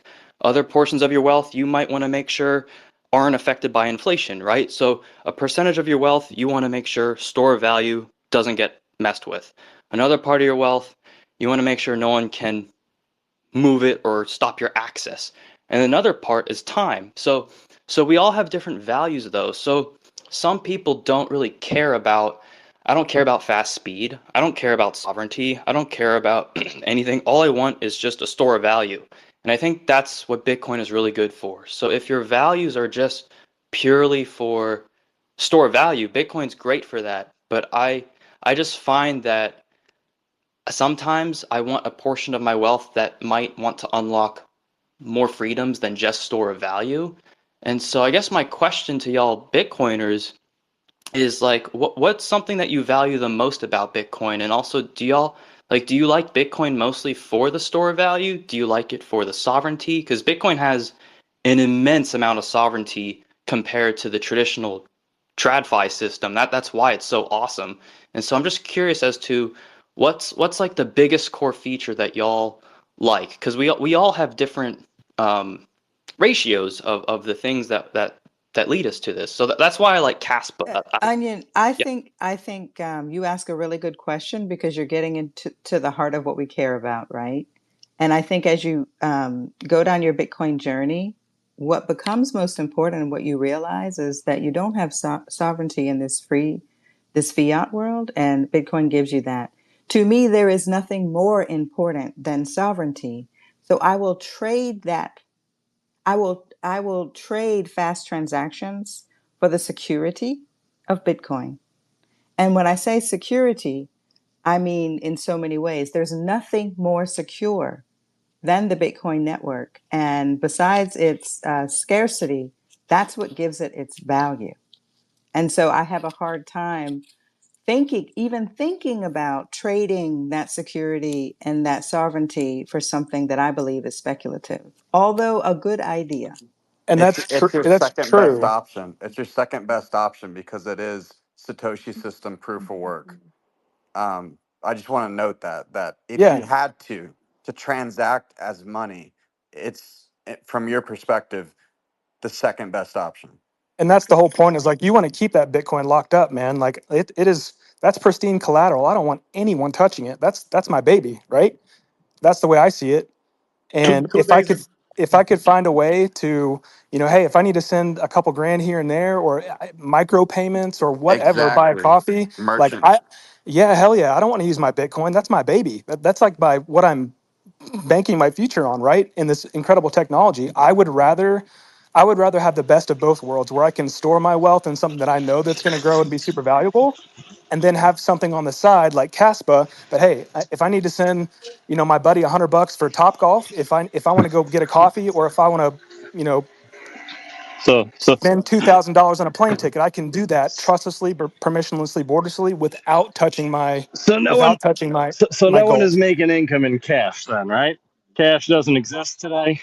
Well, that's the whole point. Is like, cash will exist and it'll be around, and I So if it's don't going to trust be the around government. for that long, what? Well, that's also the trade-off too, is if, like, hey, like, if the freaking government is forcing me to use these shitty CBDCs or whatever, like, I don't want to have to do that. And it all comes back to what we all believe, which is sovereignty. Yeah, but Like, until the world I pays you in Casco or the world pays you in something else, until you're in a country that does that, your primary mode of moving value, may not be Bitcoin. It's going to be cash.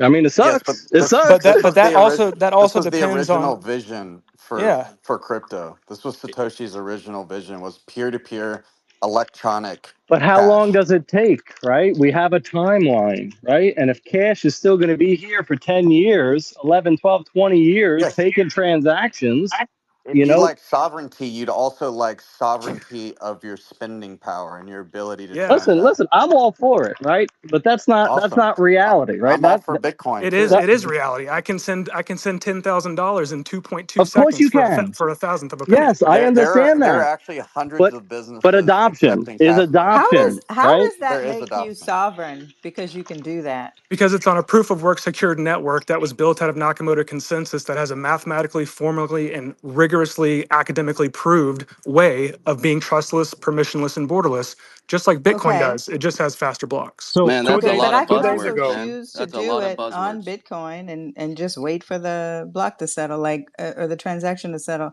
I Because don't I don't I want want to don't to want to have spend to spend. do ten that. Like, I dollars. don't can, want I to can don't. I have to do chime in that. I don't again? want Can to I chime in stand one for more 30 time? minutes in the coffee store and wait for my coffee and spend $10 to buy a $7 coffee. Can I chime I in And ain't that's again? that's buying. another 2 days point too. ago, Is what two we're days not. ago, someone transferred 392 million Again, you're talking worth about coffee, though. worth You use 35 million cash. dollars, You're using and it cash. took him a single.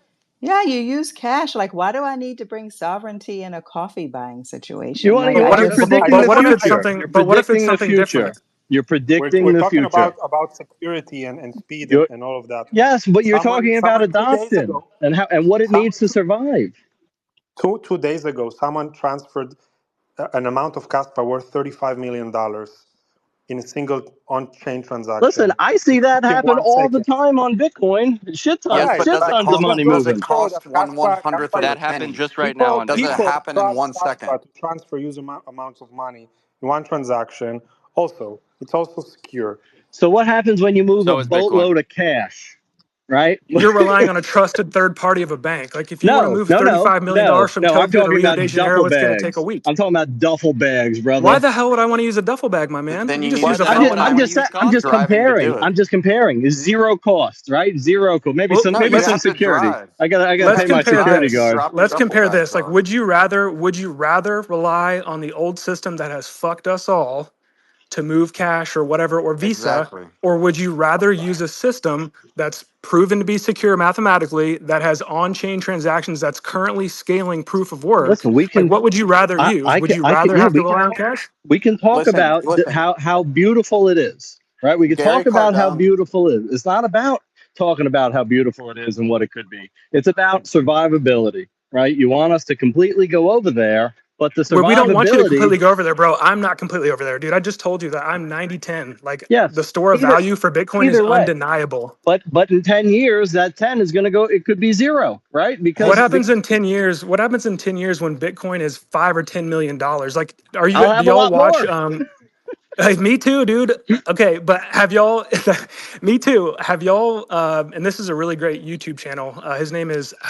It escapes me. It's Porkopolis Economics. I know Fred talks about him a lot. He has really great content, and what he shows on a frequent basis is the miners and the percentage fraction of what they rely on now with block subsidies versus fees. That block subsidy is going to go away. So unless you're expecting a runaway S curve type of price action, which mathematically has not proven itself, it's more of a power law function, a la Giovanni. You're going to have to rely increasingly on network fees to do so. That's why I think in the future, Bitcoin is not going to be for, me and my daughter going to the county fair to buy a popsicle. Like, it's not like you're not going to use Bitcoin to do that. It's going to be prohibitively No, expensive to it'll do probably that. still be cash, unfortunately. It'll be the U.S. dollar coin. Listen. Can I speak? It is necessary to have self sovereignty with spending power. An example: Gary Cardone's on this listening right now, and his brother Grant. I remember he went to a bank one time and he asked to pull out his money, and I had an experience like this. I went to Wells Fargo and I asked to pull out $10,000 of cash. They said they literally do not have that cash at I the know. bank. I've done it. Now, They don't. Bitcoin's So We're I not digital would talking use gold. about my banks. Bitcoin to No, we're talking That's why and about we wait have for it spending Bitcoin. to money. settle. I would still use Bitcoin.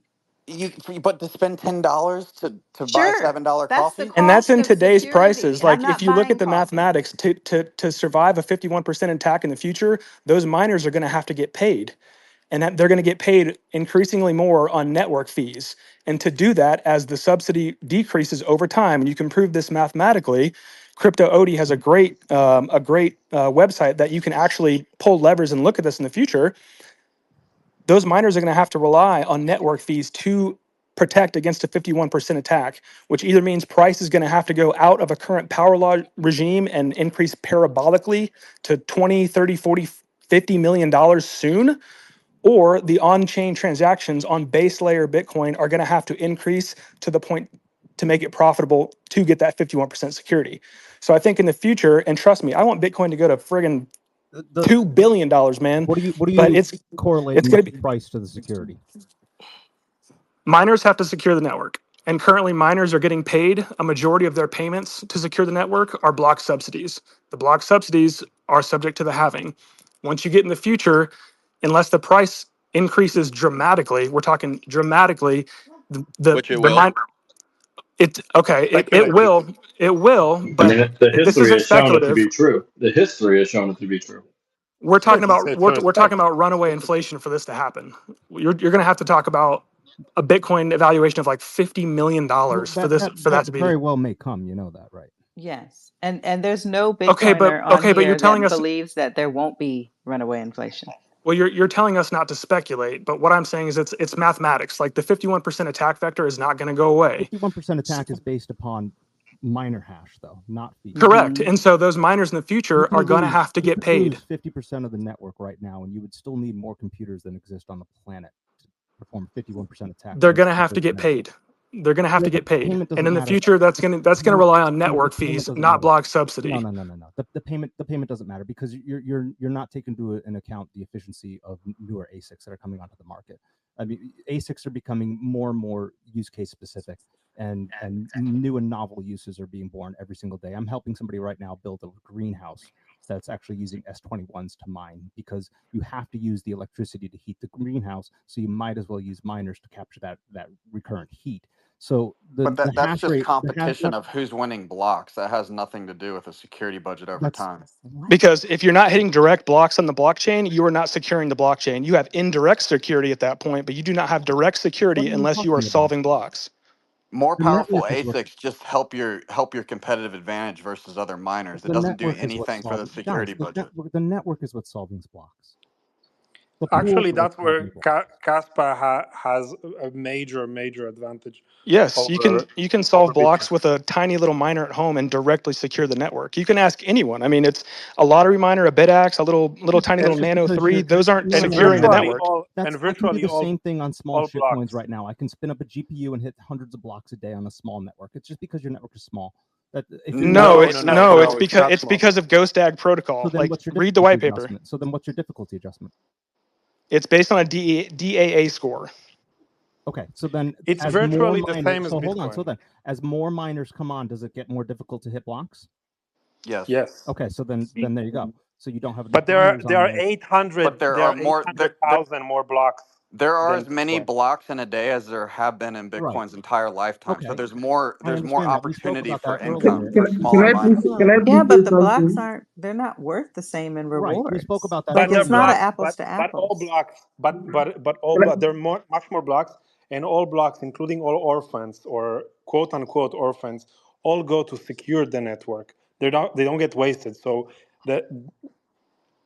practically. All right, everybody, we're gonna take a small pause here. Want to reset everybody. It sounds like we still have a good conversation, so I think we can keep going here, but we are going around in circles a little bit as we're at. So I want to get some new voices up. We are going to go a little longer, so you guys want to retweet the room. We'll keep going for a bit. Calabar had his hand up. I want to go to him next. A couple of you guys that have been speaking for a while, we still have 14 people requesting to come up here, 15. So I think we are going to just start dropping some people down and getting a few new voices up here, unless you want to drop yourself. All right, let's go to Calabar, and then we're going to go to Bitcoin Junkie after that.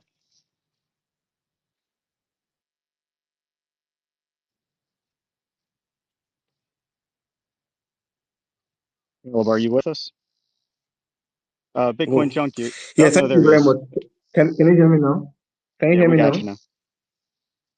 All right. So thank you very much. I've been listening to, we speak for a very, very long time now, and my mind is practically I'm almost losing my mind because, no disrespect, to whatever ideas behind Kaspa. I haven't used it myself, so I wouldn't, But when we listen to every person speaking in favor of Kaspa, the first thing they tell you is, "Oh, I'm a Bitcoin maxi, but I want something by the side. I need something by the side. I need something to." Everything that you are looking for is on the Bitcoin network. If you want to send, somebody was asking if you can hold $100,000 in on Lightning. There are nodes, there are channels that have over $100,000 right now. Right, those guys are not crazy, they're not mad, right?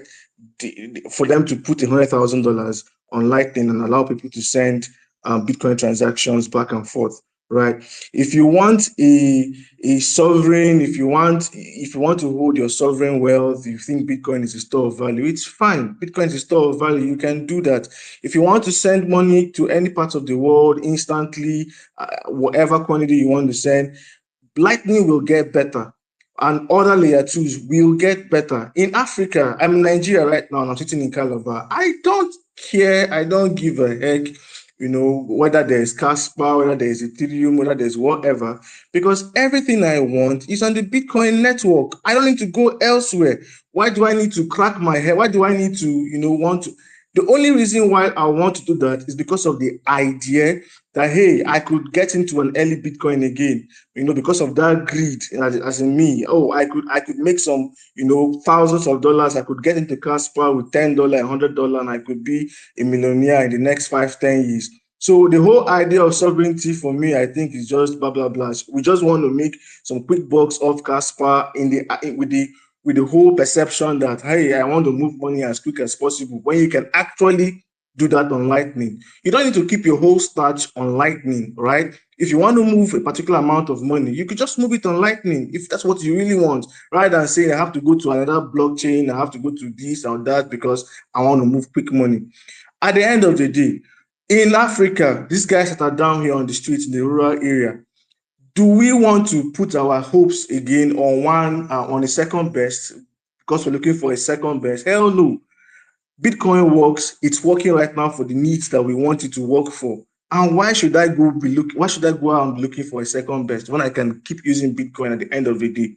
Bitcoin works as a medium of exchange. Bitcoin works as a store of value. Bitcoin works as a tool for freedom. I've seen it work like countless times. I think most times we think people in the West, not to degrade anybody, think that the whole perception or the whole financial scenario is the only way Bitcoin works. Come to Africa and see reasons for yourself. Come to Nigeria and see reasons for yourself why Bitcoin is an awesome medium of exchange, right? I can buy coffee, I can do whatever I want to do, even when I am calling out my government, even I'm telling my government, giving my government the middle finger, we are in court, we're doing this, we're doing that. I could still do financial transactions. I don't need to look for any other network. If I want to store wealth for my next generation, I still do that on chain, right? So why do I need Kaspa? Why do I need to go and start? Why can't I just keep building on Bitcoin and make Bitcoin better? Thank you very much. I'm done speaking. Drop the mic. Hey Rob, I need to go, but I would like to say something. Can you let me say something to the community, if you don't mind? Go ahead, Salty. All right, guys. Just like Calabar, hey, thank you, buddy. But just Calabar, I think this is something we need to understand. Casper might be fast, it might be innovative, but speed isn't everything, guys. Especially when you are securing trillions in value across the globe. Bitcoin is more than just a coin. It is a movement. It is decentralized, incorruptible.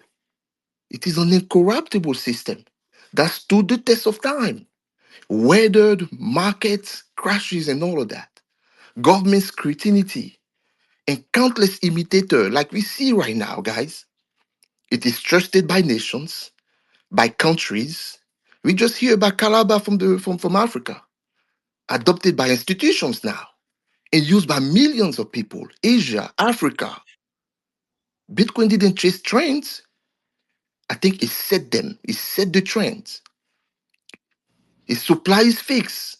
Its economics. Its economics are simples. Its design and also its design is elegant, simple. And Casper is promising. What is it promising, guys? What are we trying to change? Something has been done. I don't mind spending for security. I don't mind spending for sovereignty. I don't mind spending not to be debased. And because that's the problem. We haven't finished that. Let's fix the world. Let's upgrade the world. So Bitcoin has already won the trust of the world, guys. So when the hype fades and the tech race calms, guys, only one coin will still be standing as a store of value. The financial revolution is there, and Bitcoin is that digital gold. And Bitcoin is what we all need here. Don't waste your time trying to chase the trend. Don't waste your time trying to build another Bitcoin. Just come to Bitcoin. You are smart. Come to the Bitcoin standard, to the Bitcoin community, and build on our network and trying to improve so we can help the world. Not even the world, even yourself for the future generation. If really you care for your future generation.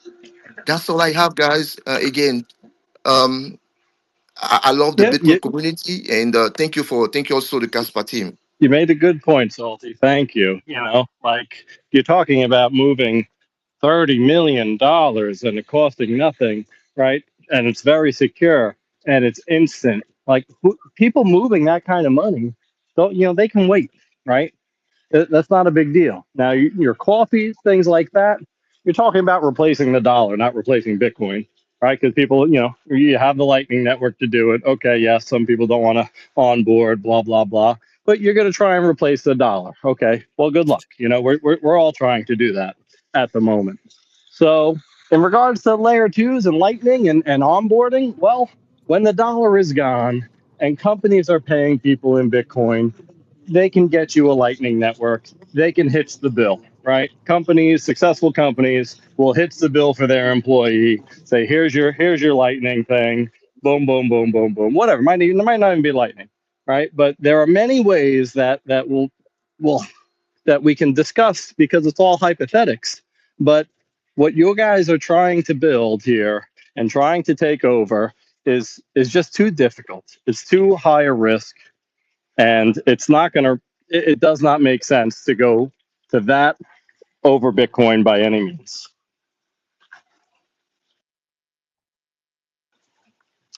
I don't think we are going over to Bitcoin, and I don't think anyone's asking to We're full gonna go port to switch at Dennis. all. We're gonna go to Dennis next. Dennis has had his hand up for a while, and we just heard from a couple of Bitcoin camp people. Let's go to Dennis next, and then after that we will go to Bitcoin Junkie. Dennis, Hey the floor guys, is yours. yeah, how you doing? Do you hear me? Yeah. Yep. So, yeah, a lot have been said. I kind of want to mainly go back to the question of the security budget when the emissions are finished in Bitcoin and in Kaspa. Okay. So what I argue is that Bitcoin and Kaspa here they face exactly the same question. As soon as the emissions are finished, the network has to survive on transaction fees alone. And for Bitcoin, this would mean, for example, if emissions are finished today, for example, yes, we can calculate. Bitcoin transaction will cost for the current level of hash rate $100 a transaction. This is provided the blocks are full.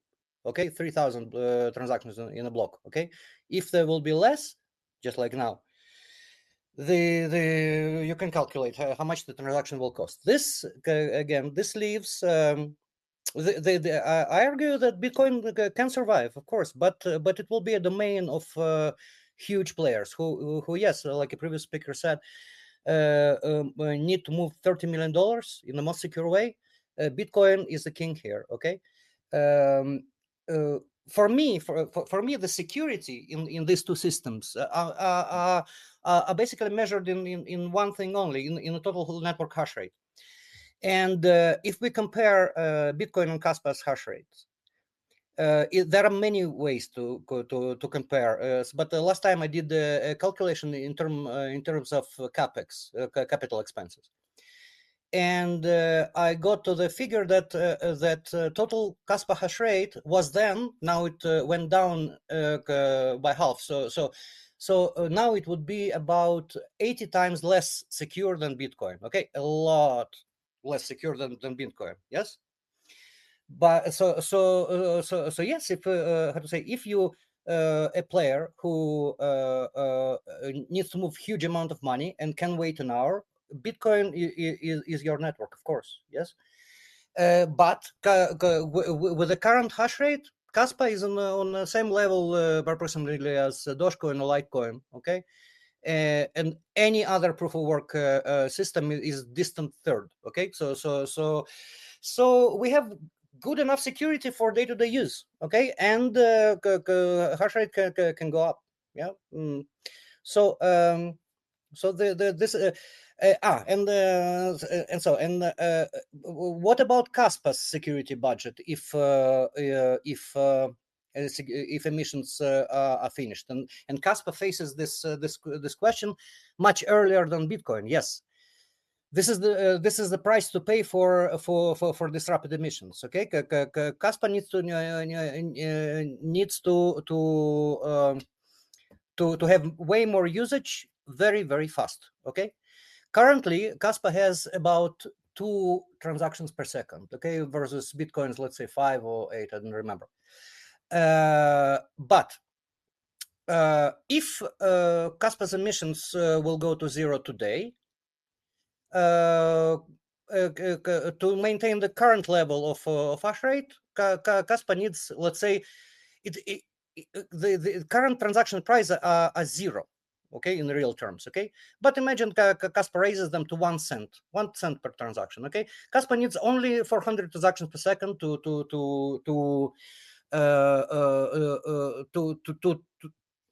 totally replace emissions in the miner's earnings, okay. And here, like the project that I'm doing steps in, okay. You may think whatever you want about DeFi and stablecoins and everything, but this is what we are aiming to bring to Kaspa, okay. IGRA is bringing all this, okay, and if we are successful, we how to say, 400 transactions per second is not out of the question, okay. This is a normal level for a popular network like I don't know, Solana, whatever. It's achievable, okay. So this is my point, yeah, that Kaspa is good enough for what it is, to be a real medium of exchange with subsecond finality. So if you want to pay for a coffee or even buy a car, okay, not the whole Manhattan, just one car, okay, you can you have enough security to do it immediately, okay, in under 1 second, okay. If you want more security, just wait 10 seconds, okay. And it's good enough for that usage, and Bitcoin is not good enough for that, okay. So this is what I want to say. All right, let's go to Bitcoin Junkie. Thank you, Rob. Yeah, you guys Yep, hear we me? got you. Awesome, man. I appreciate you giving me the opportunity to speak. I've been listening to this space for about 3 hours, and to be completely frank, man, it's been mind-numbing listening to these people here talking about Kaspa and comparing it to Bitcoin. I think one thing that needs to be highlighted here, I'll be very quick because I know you guys have a lot of people. I'll be very quick. One thing that needs to be highlighted here, and one thing that I gathered from the 3 hours of the Kaspa shilling and the YouTube Kaspa shilling and all these shows here is that. Kaspa was built to undermine Bitcoin, and the only argument is that the transaction speeds are faster. But what they're failing to understand is that think of the system we come from, the slave fiat system we come from, the SWIFT international banking system that we come from, right? So if I want to send money from America to my family over in Europe, if I send it on a Friday, I have to wait business days for it to get there, right? So your argument is that, okay, you can send it within seconds and it's there. Bitcoiners understand that when we send money and you verify that you've sent it to the proper address, we're not worried. I understand how to read a blockchain. I understand that my money is safe, right? So if I send $100,000 and it takes me 30 minutes for the transaction to settle, I'm not mad, because if I send it over the Swift banking system to my family over in Europe, I'm waiting 3 to 4 business days. Okay, so Kaspa is nonsense. If you're in Kaspa, to make money, I think it's great. Make money, use your shit coins to make money to buy more Bitcoin. But to sit here and compare Kaspa to Bitcoin is laughable. This whole space has been about Kaspa. I joined the space to learn about Bitcoin. I've been in Bitcoin since 2019. It's the best decision I've ever made in my life. There was a gentleman on here that said he's got 98% of his money in Kaspa and he has a son and he has a wife. Dude, I was 23 years old at one point. You're gonna get absolutely wrecked. I would recommend that you move your money to Bitcoin immediately. So again, we come from the Swift banking system where it takes days for a transaction to settle. Bitcoin, it takes maybe 10 to 30 minutes, an hour maximum. People who understand Bitcoin are not worried. So if your only argument here is the transaction speed, Kaspa will fail because you're no different than XRP, than BNB, than all these other coins that have all failed. There's 20,000 of them, and none of you have dethroned Bitcoin, and you never will. So last thing I want to end with is, can one of you Kaspa shills just tell me the total circulating supply of Kaspa? I just would really love to hear how many coins are there going to be. It's currently 25 billion, and there will be about 28 billion. Wait. Did you say? Hold on. Did you say billion? Is that what you said? 25 billion? Yes. Okay, I yield my mic. Thank you very much for the time. It's still hard capped, still immutable supply. Well, people just don't understand that that the number doesn't mean anything. That there is a fixed supply, just like a coin. Okay. No, it's not. It's not Right. about The the number number. doesn't It's mean never anything. about. Yeah. Okay. The number doesn't mean anything. That's a new one. Number It's doesn't mean about anything, man. adoption, Wow. right? Literally, it's how we started. You have huge hurdles that is very difficult to get over, and we don't see it. I don't think there's really been a I mean, compelling argument. I'm not sold. I'm not sold. I sat here for 3 hours and I've learned that it's built to undermine Bitcoin and a transaction speed. So I might as well go buy XRP because at least XRP has like almost a 200 bill market cap. So I ought to just go buy XRP because it's fast. Or maybe I should just, maybe I could use the Binance Smart Chain.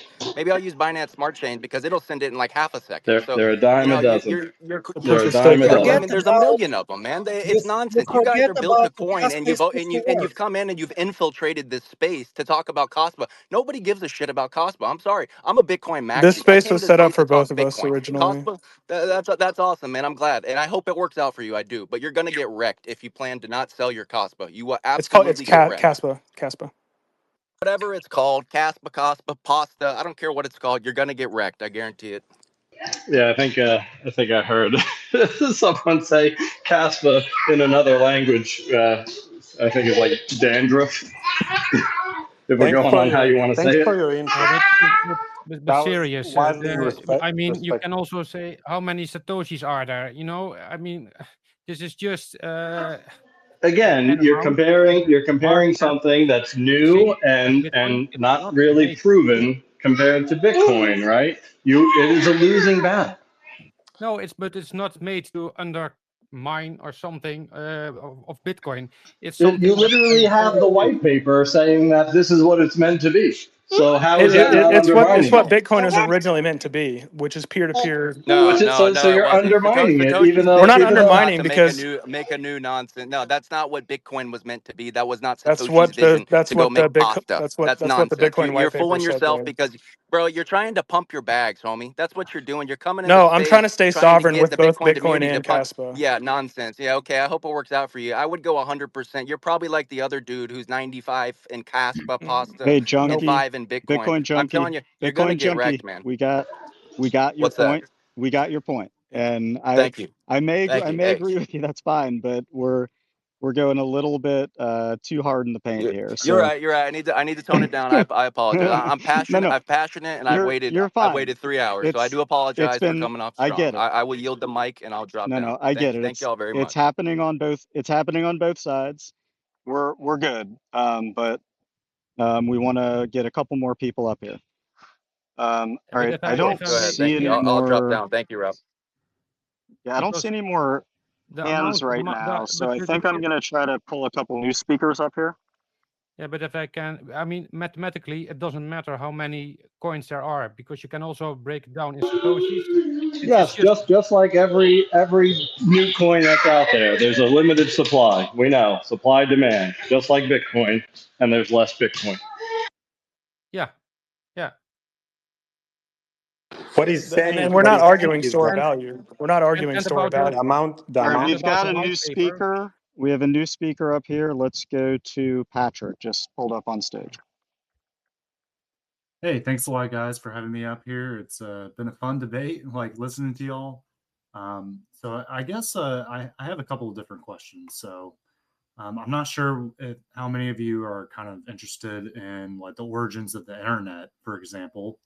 But my question to Kaspa people is if TCP/IP, back when they were creating that protocol, had competitors that actually had better technology, why didn't those competitors beat it out?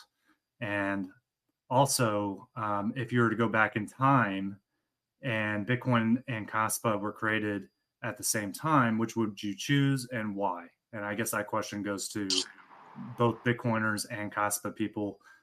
Personally, I'm a Bitcoin maxi, but I did fuck around with like Solana coins because I thought it was funny, and I showed my CPA that I bought Fartcoin, and it blew his mind. And I don't know, just seeing his reaction was funny. But then I sold it for Bitcoin. I can field I this can one. answer about TCP/IP. Actually, it has a competitor. It's called UDP. Okay, and it's for a different usage. Okay, you won't dream about watching a movie on TCP. Okay, you watch it on UDP. Yeah, so I'm not so familiar with the UCP part, but I would say I came into Kaspa and I was a avid Bitcoiner to start with, and the only Quick, thing that when did you come into Kaspa? Let's start with that. I came into Kaspa probably about a year and a half ago, and Okay, has the price gone up for you? No, it has not. But actually, my conviction has tripled, quadrupled, tenfold. Actually, it's continuing. The more I get into it, the more I find validations over and over. And this is Further it drops, the more you buy. Yep, exactly. And that's the same motive that comes from a convicted. A Bitcoiner with conviction, right?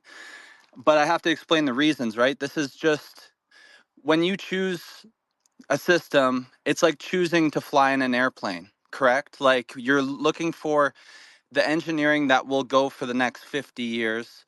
And I will be the first to say it. There's no reason for you guys to trust the block DAG yet. And that's the main thing that we have to actually all understand is that, yeah, but if we can all agree on the fact and complacently say, yes, it's as secure as the blockchain, then the fact that it is doing 600 times faster than Bitcoin and it has 500 times more throughput, and the fact that a node costs 3 times less, these kind of fulfill it's starting to edge closer to an area where you have that 10x improvement that can disrupt a network effect. And I'm gonna say fuck that for now, because I love Bitcoin and this thing needs to prove itself. I need to sell this to you guys right now, right? And I'll just Oh, sorry. And just I'm still haven't gotten the question answered. Like, if there are protocols that are better than TCP/IP, why aren't we using those protocols? Why are we still all using that? We're using UDP. UDP is part of the TCP/IP protocol stack. Right, exactly. That's my point. And so is Kaspa. Kaspa is a Nakamoto consensus-based proof of work again, protocol. I said this earlier before. There's hundreds of altcoins that are all part of the same type of consensus system. You could say that None of them are that. None of them are say that Kaspa. they're not because they're not GoStack, but they're all proof. There's tons of proof of work altcoins that I can mine and send transactions instantaneously. There's tons of them. Okay, Yeah, like Dogecoin, right? What's that? Like, isn't Dogecoin a Doge proof is of one work of them. that can Doge is send one of them. stuff Bitcoin faster? Z, Zero, Litecoin, Zero Classic. What about that pie? All right, could I say something here? Right. I'm just gonna say something here quick. If we look at the the things that are proof of work, And you have Litecoin 2.5 minute blocks, Dogecoin 1 minute block, Dash 2.5 minute block, Monero 2 minute block. Kaspa is a 1 second block, and this is proof of work. It's not the same thing. We're talking about something that is a paradigm shift. And when I first came into the space, well, recently I started making these videos where I compare the speed of Kaspa. If you look at my X channel, I compare the speed of Kaspa to every proof of stake network that exists, apples to apples, with phones right beside each other. And even Hyperliquid, which is touted as the fastest proof of stake. By the way, it's run off of basically one computer. Kaspa still beat that motherfucker. Speed is irrelevant, though. No, I know. By the way, I totally understand this, and I'm going to tell you about my next project. So the next thing that I made was a simulator, which basically I coded this calculator, which basically shows the block rewards of Bitcoin, and it shows the block rewards of Kaspa, and it shows the fees that go into these two protocols over time. And it says, and it basically shows that, with Bitcoin, I first started by the security budget, and I went into a Lynn Alden article, who I respect Lynn Alden incredibly. So I don't hear Bitcoiners talking about, just a question, what would you think is the appropriate security budget for Bitcoin when it hits 100 trillion? I believe that a proof of work network is going to hit 100 trillion. What do you think the appropriate security budget percentage should be? It'll be whatever the free market decides. Yeah, exactly. And so Lynn Alden, she said, it should be probably between 1% and 2%, or 1% and 3%, right? So you take, and my calculator, you can find it on my X. You can take the market cap, and it will times by 2%, and it will divide that by 365 days. So if, like, for instance, if you have a market cap of 100 trillion for Bitcoin, the suggested daily miner revenue minimum would be $5.5 billion per day. And that's just a 2% security budget. And that's so when? What's that? And when is that? And you're saying that's at a price point or a point in time? So that's actually, it doesn't, it's actually another misconception that was said in this is that if the Hello? price. Can you guys hear me? Hello. Yes. So another misconception is that if the price goes up faster, it can make up for fees. That's actually totally untrue, and it's in my calculator, which I made, that it's a fixed percentage of the market cap. You always need a suggested daily miner revenue minimum, and it will start outpacing the block reward. It will outpace the block reward. So what do you quick question. So if the Kaspa argument is that there's not enough throughput and Bitcoin can't scale, as in there's not enough transactions, wouldn't that mean that there's going to be more demand for block space, and over time, when people will actually want to move money, at some point the miner fees are going to replace the subsidy, which is precisely, yes. design, And right? I can with my calculator that I made, I can show you exactly how much the fee revenue that you're going to need versus the block reward is going to be for Bitcoin in order to fulfill that 2% daily miner security budget. So give me for example, give me a date in time, any date, like past 2030. Okay, I'll move it to 2030. No, 2140, because that's the only time that this matters, is 2140. Oh no! By the way, this calculator shows that it really starts mattering in about 2032 and 2036. Is there still a block reward in 2032?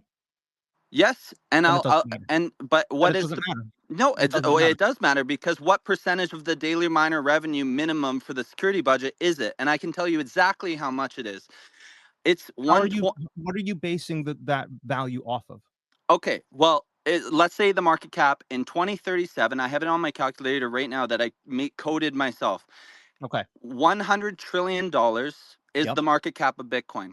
The suggested daily miner revenue minimum is a 2% security budget, which would be $5.5 billion today. Now Okay. your block reward is Yep. only going to be garnering $300 million a day. That's about 1/20th of your suggested daily miner revenue. Now I also have a thing that can move the fees. So in order to get your suggested daily miner revenue of $5.5 billion in 2037. How are you basing this math? Because your block reward is still paying the miners. Oh yeah, but it's only paying them $300 million a day, which is, by the way, it's substantially more than right now. By the way, if that's today, Are you taking into account like 6 to 8% inflation? Inflation, you mean the circulating supply? Yes. Yes. Of dollars. Oh, Well, it's based on the market cap, is what he's saying. Like the base of the calculation is market cap Right. at a 100 trillion. So that would Right. So basically, So I mean, so let me just get to the point of this. So in order for the fee rate to satiate your suggested daily miner revenue minimum of 2% in 2037, when you have a $100 trillion market cap, in order to get 2%, and this is hard coded, you cannot change that block reward. It's going to be $300 million a day, you know? But in order to fulfill a 2% security budget, you're going to need a $9,000 fee rate per transaction.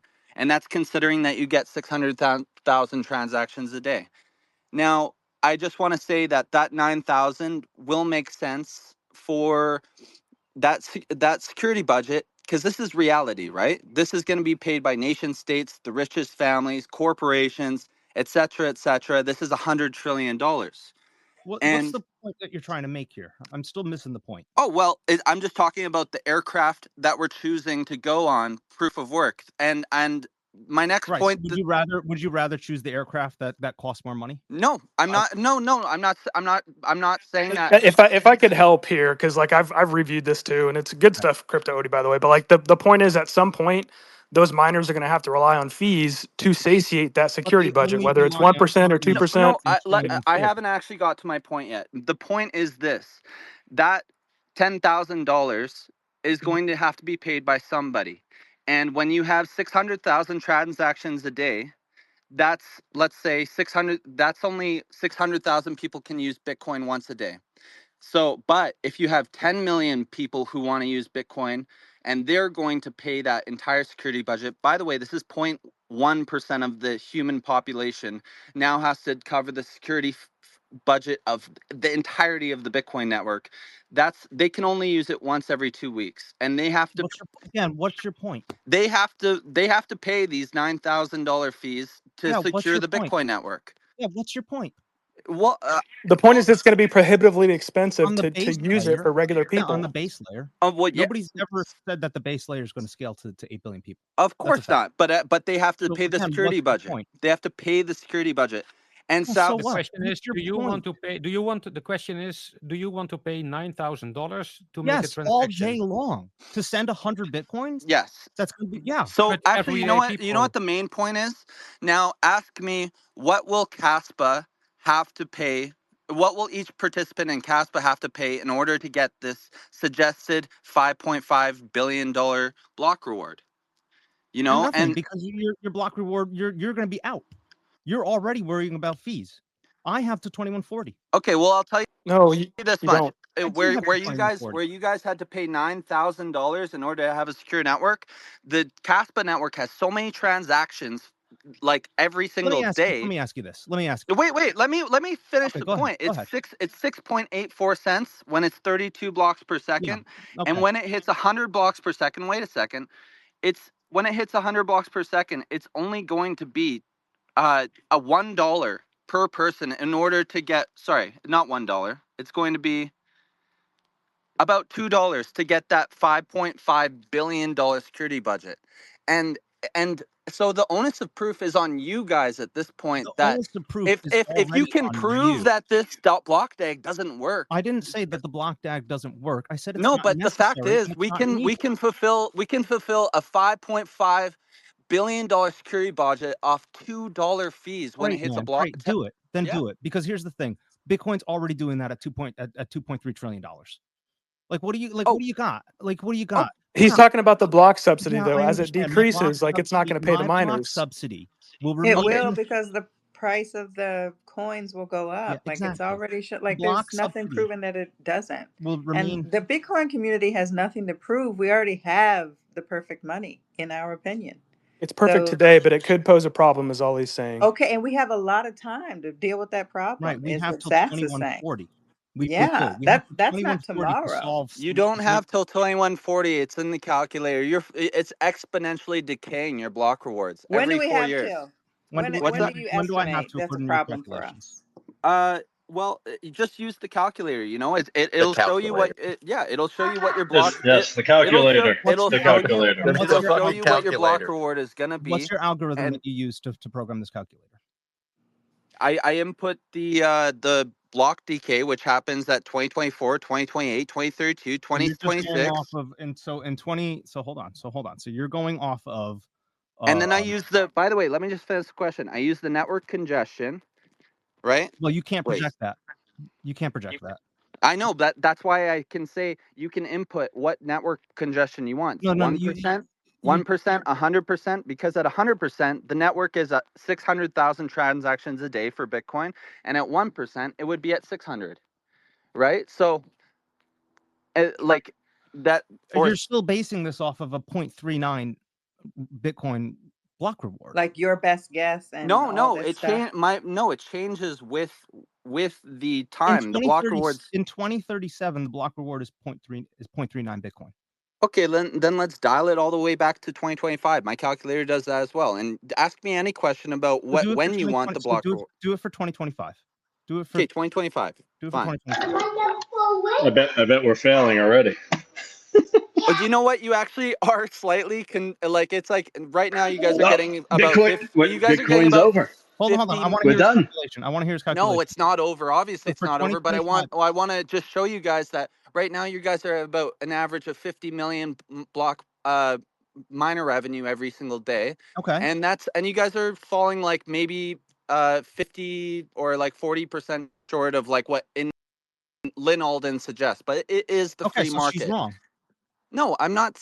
Okay, no, but it's not wrong. She says that it can go to 0.5 all the way to like 2%, but we can all agree that it can't go below, 0.5%, Sure or it else the can. You honeypot have is no too idea. big. No, sure you can.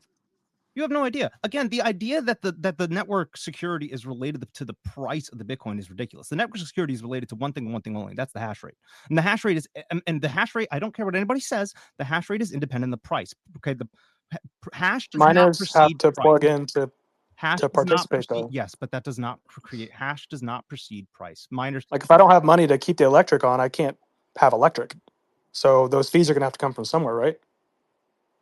you're talking about your own personal electric, though. That's a complete. I'm talking about a machine that plugs in to do a function. Again, you're not looking at any No, what future we are revenue talking, devised from more efficient from more efficient miners. What are they called? The guys, little we bit are axes talking about already are showing that. attack, how much it costs, okay? How much does it cost to attack the network, okay?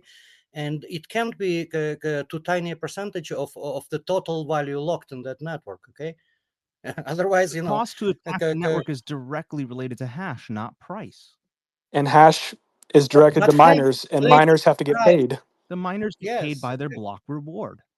And if they go down over time, you're going The to block reward increasingly does rely not on go the down fees. over time.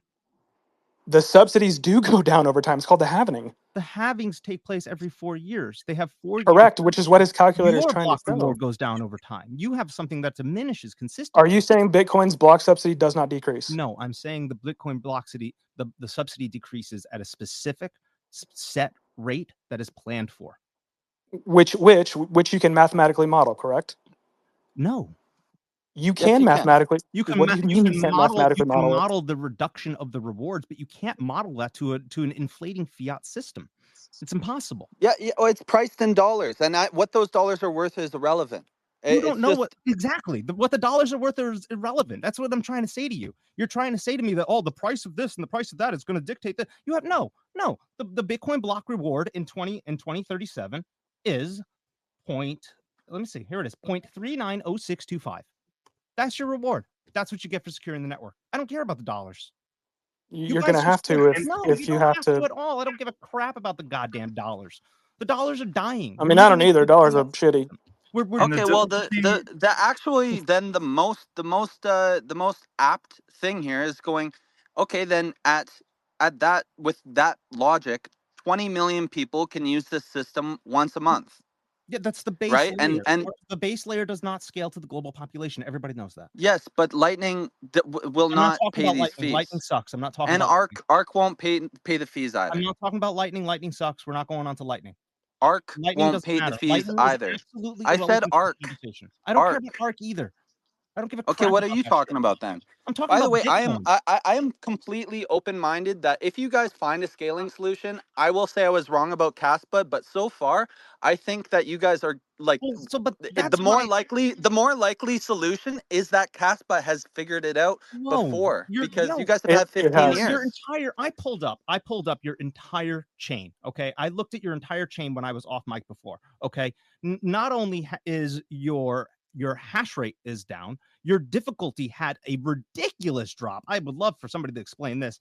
Crescendo hard fork, it went from 1 block to second to 10 blocks per second. Christ, that's not good. I mean, my God. All right. Your fees. It's hard to fathom. I get that, but down. yeah, we have guys who are. But you understand that all of these metrics are down. Your price is down. Your fees are down. Your And you could say the same about Bitcoin in certain periods of its life.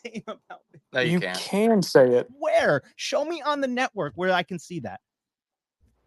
Find it yourself. Go to the charts. Go to the price charts. No, because it doesn't exist. Because active addresses are up. Hash rate is cycle. It's every cycle. It's every cycle the same.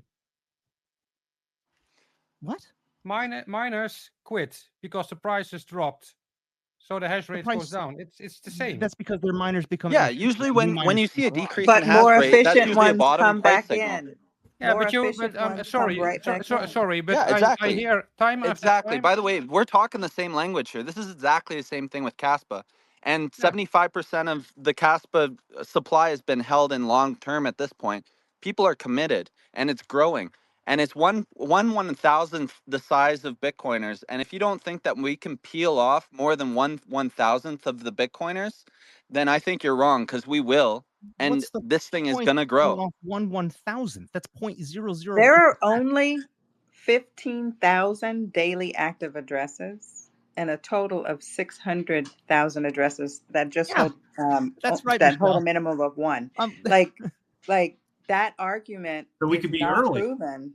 That's tautological in nature. It's so young. I mean, like. Yeah, exactly. And so how much supply is already out there? Position It's 92% is mine. 92%, and your active addresses are that small. Do you see what the problem is there? Yeah. It's more than Bitcoin was at that point. Pump my bed. Bitcoin is down nearly 50% over last year. 50% Kaspa You is could say the down same thing over about the past year. Bitcoin in No, you can't. 2022. No, you can't. And No, part you of can't. that is the emissions mechanism, because it creates these inflationary time periods. Okay, sorry. I really want to pitch in, because I think that there are some things that's just not fair. I mean, I'm in the space so long. You can just not say that Kaspa is having a problem with its hash rate, that is going down, that the price is going down, and that is not happening to Bitcoin. So many times the price of Bitcoin has gone down, as did the hash rate, and it comes back The up hash again. rate, no. If you look at the chart of the hash rate, it has been up and to the right consistently. We had one drop off during the China mining ban. That's it. Yes. Yeah, so did we. We've had maybe a 50% drop max. Yeah, so your hash rate is down right now. I'm looking at it. What are you guys? I'm looking at it. It's down from May 18th to July 2nd after your hard fork, and it was going down before that as well. It is, but it's convenient time and place to say that, though. I mean, there could be multiple periods in Bitcoin's life cycle that you could say the same. Let's talk about that next year as well, because I'm looking at the whole thing. I'm about looking at your the fees active too. You guys are talking addresses. about fees from September. What is this? This is from September. You guys are at a 30% angle down with your fees. I'm looking at everything. Yeah, it's good. Look, and by the way, those fees, and Dennis are here. There are 3 initiatives at 3 protocols being written to onboard activity, and a lot of it. I mean, Pavel just made, or Dennis, one of the 2 made a calculation of how many how many activity will be onboarded. At this moment, there are actually, I don't know, 30 or so projects working to come on the Kaspa chain, and that will generate a lot of activity, a lot of miner revenues, which will again increase the profitability of mining, which will mean there will be miners being turned on, and that is already work in progress. There is a test net. You There know what will I be hear? more test nets, and I hear, yeah, I there's hear. being worked on. And Trust me, bro. Trust Kaspa me. will have its security budget secured by this activity, and that's the Oh, solution that I hope. Kaspa already Listen, man. has or Listen. is being At the end of the day, worked on, I hope and you're right. Bitcoin does not have it yet. At the end of the day, I hope you're right, because what I'm seeing with all your, I have a ton of on-chain analytics on right now that I'm looking at, and all I'm seeing is down, Yeah, down, but down, you down, don't. down. Yeah, but you're looking at the wrong screen. Look at the test net, for I don't care instance. about the test net. Yeah, I don't care about the because test net, guy. The test net means Again, nothing. it's you are it's all you are trust me, bro. ignoring Right? You reality. need the There are adoption. projects being. You are just ignoring part of reality. I'm not And ignoring if you want to reality. do I a don't care about the comparison, test net. Am I telling you to look at the Bitcoin test net? No, I don't give a crap Can, about the can test I net. can I Seven quickly Odie. say something? We've been down about 75% with our price, and we're down about 50% with our hash rate. And it's not even been a year. If you're gonna call that, and if you're gonna call that alarming, that doesn't make any sense. Okay, And Odie, I got a point to challenge you on the price action right there. Okay, so okay, we're talking. You are right. There's not a lot of history, so to be fair, you're right. But let me ask you this. Okay, so Kaspa is down 47% in the past year. Okay, Bitcoin is up a ton, right? So if that's why Kaspa it's can't pump, unique. That's why it's unique, though. okay, great. Great. So if Kaspa can't pump while Bitcoin is hitting all-time highs, and you're You need. seeing other alts run like XRP and ETH and some of these other Yeah. coins, what's going to Do you want? happen to Kaspa when Bitcoin crashes back to 100 or I'll back tell to you exact. 75? I'll What will tell you happen? Because if you exactly. think it's going to go up, I think you're Crashes. crazy. I think you're I'll tell crazy. you exactly. I'll tell you Okay, exactly. go ahead. So Okay. we all know that this thing was mined very, very fast because we didn't want ASIC manufacturers to get on it to start with. So it started with CPU and GPUs, and it was very, very widely distributed quickly. Sure. This price action is just a feature of that. Even while Bitcoin was going up, there was still distribution happening in Kaspa. Kaspa is not correlated with Bitcoin. That's why it's exciting. Okay. I will tell you that much. It is not I correlated. don't believe that, but Well, you could be right because there's not enough history. You could be right, but I have a hard time believing that while Bitcoin's I'm hitting telling all-time you, highs when it it is crashes. true because it's a Okay. paradigm shift. You guys Well, if know you can't too. pump while Bitcoin's pumping, man, I hope when Well, Bitcoin that's crashes because to it's in a 100 that you it's in can its pump. own cycle. And you Yeah, know but what? listen, you're When talking you about guys peak on distribution. Bitcoin, if you're not putting profits into Kaspa, because Kaspa's gonna moon during your bear cycle, and you No, guys are because gonna you're be going to dump on rocked. us. Because you're going to dump Dude, on us. you couldn't pay me. You couldn't Hey, pay me $1 million to put money in I Kaspa. know, I understand that, and Listen, but I'm looking give at it time. I'm looking at the address distribution here too of Kaspa, and you guys are going to get dumped on too. Like the bell curve for your distribution is on the higher end too. You know that, right? 25% of your coins are in addresses between 1 to 10 million. Can And I when you say look, one hold on. thing? When you look Okay. at Bitcoin, that same percentage is in the plebs, 0.001 to 0.001. So in 2025. yes, right now. Okay, well, what was it early in its life cycle? So our distribution has already happened, is my point. Okay, and we're going through it, which is why we're here talking today. That means people are going to get dumped on. Yeah, no, of course you're going to get dumped on. As soon as our price goes 20x, do you know how many of us will let go of our bags? Sorry, not our bags. Sorry, I didn't mean to say that. I meant a tiny, like a portion. You said it. No, I did not. Yeah. Okay. But I thought it was store of value. Why would you ever get rid of it? Sorry, I muted everyone. I just want to give a time call. We're going to wrap up in 10 minutes because we're going down the crazy roads now. But appreciate all of this perspective. Y'all know a lot more about than the tech stuff than I do. But any other final words from folks from the Kaspa community, and then we'll wrap up with the Bitcoin community.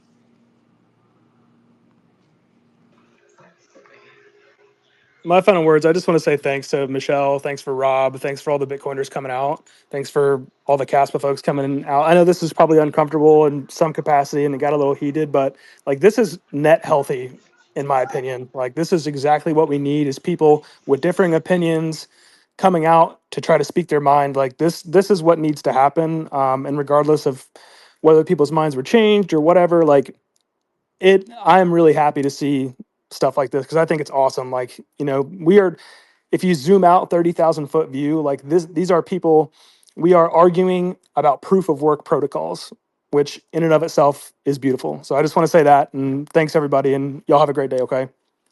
Yes. Thanks for coming, Naka. I'm glad you changed your mind. Well, if I can say something for Kaspa, also thank you very much for having this opportunity to discuss this. And the former speaker, he is totally right. I'm very happy that POWs are getting into sometimes heated discussion. that's a very good thing to see happening. Also, I want to highlight some of that has been spoken about. And that is that and you can ignore it if you want, but there are actually like 30 projects at this moment being developed to be onboarded on Kaspa, which will bring in a lot of active addresses, a lot of transactions, and a lot of fees. And either Pavel or Dennis already made the calculation that their own protocol, their own onboarding, will in time be sufficient for the security budget. There are also other projects in the works that will also do the onboarding. And it seems like Kaspa is in the works of actually solving the security budget issue, something that Bitcoin does not have solved yet. And it may be no problem at this moment, but your children or grandchildren cannot use Bitcoin to make a transaction because the costs are too high for the transaction alone. So I think there's a challenge for Bitcoin. And the speed, we touched the Nakamoto, the Satoshi white paper a few times. And well, for everyday use, the speed is needed. And I must say, we are not saying we are trying to undermine Bitcoin at all, but we see it as an additional application in which we can, as both Bitcoin and Kaspa holders, have real true ownership that is uncensored, that has that can be used unfiltered by any third party, and that we really have it, that we really have control over it. So that was my shout out. Thank you very much. I guess I'll just say just one last thing. So I kept on hearing throughout the debate about how Kaspa, has base layer, and they're actively trying to introduce some kind of smart contract layer, I guess the KVM virtual machine or whatever. But from my understanding, that's Turing complete. And so it seems like the security on that front is not going to be as good as Bitcoin's, which Bitcoin does have smart contracts, even though they're very basic, but I think that's on purpose, and it makes it much more secure. So at the end of the day, sovereignty requires security, and I just don't feel like Kaspa really fits that bill. But I always try to look at these things, and I think the technology is really cool, but that doesn't necessarily mean it has a moat. So I'll just leave it at that. I just want to say that Patrick is 100% correct on that, and that traditionally that is a huge problem. 100% you're correct, but these projects are implementing, and you can research it on AI. I'm not near smart enough to talk about this, but it's called based ZK rollups. So it has what's called an L2, L1 canonical bridge, where you inherit the base layer security to run L2s, which is basically what Ethereum tried to do, just technologically couldn't. So that you're 100% right, but that's what we're working toward to solve. So.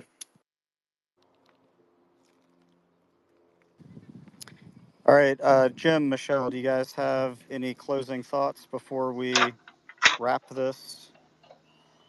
I'm just leaving very similarly to Patrick. You know, at the end of the day, Bitcoin is a proven store of value and medium of exchange, in my opinion.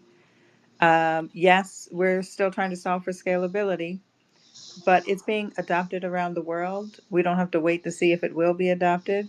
And I'm not going to risk my sovereignty for speed on an unproven protocol.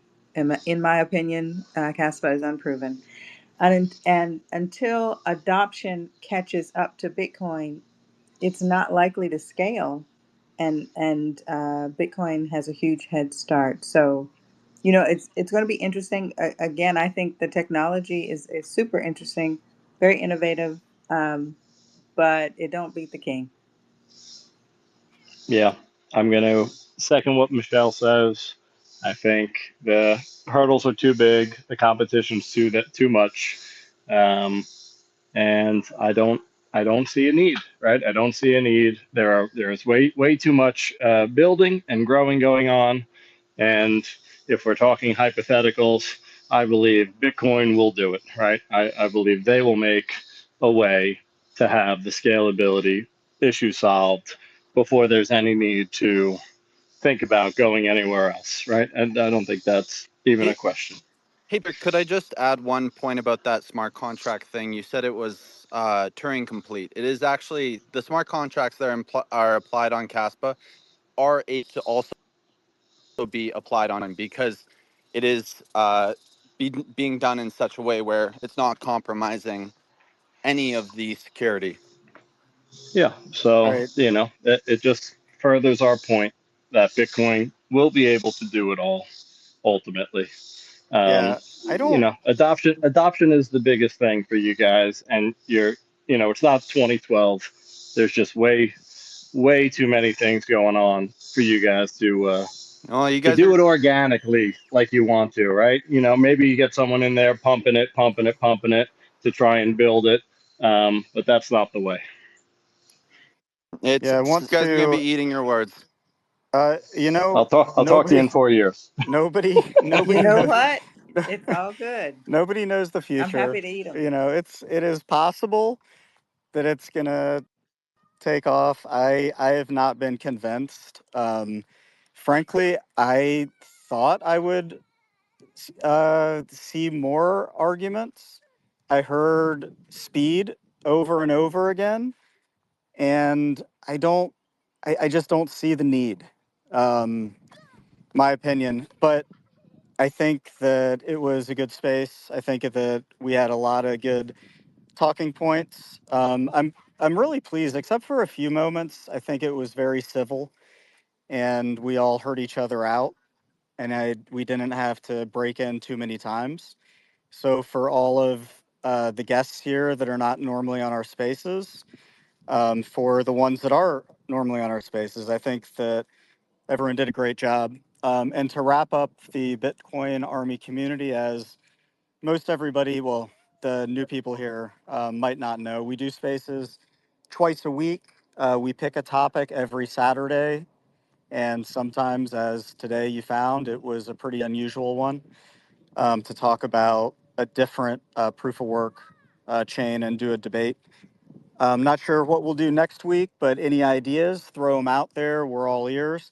On Monday nights, anyone that wants to come talk that has joined the community, it is a meet and greet, more of a hangout, and we just kind of chill, talk about what kind of cars we drive, and just have a little fun. Sometimes people might have a beer or a stogie in their possession. So with that, Yeah, some Bitcoin and some stories. Bitcoin stories.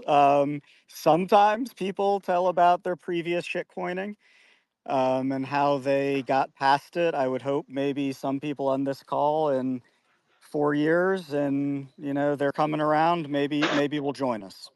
But again, appreciate everyone being here. It was fun and almost 4 hours. That's really good. My microphone is busted. So I will see everybody on the Bitcoin battlefield and have a great Saturday. You as well. Thank you, Have a good Rob. one, everybody. Take care, guys. Bye, guys. Take care. Thank you. Bye, guys. Bye, Bitcoin. This space was downloaded via spacesdown.com. Visit to download your spaces today.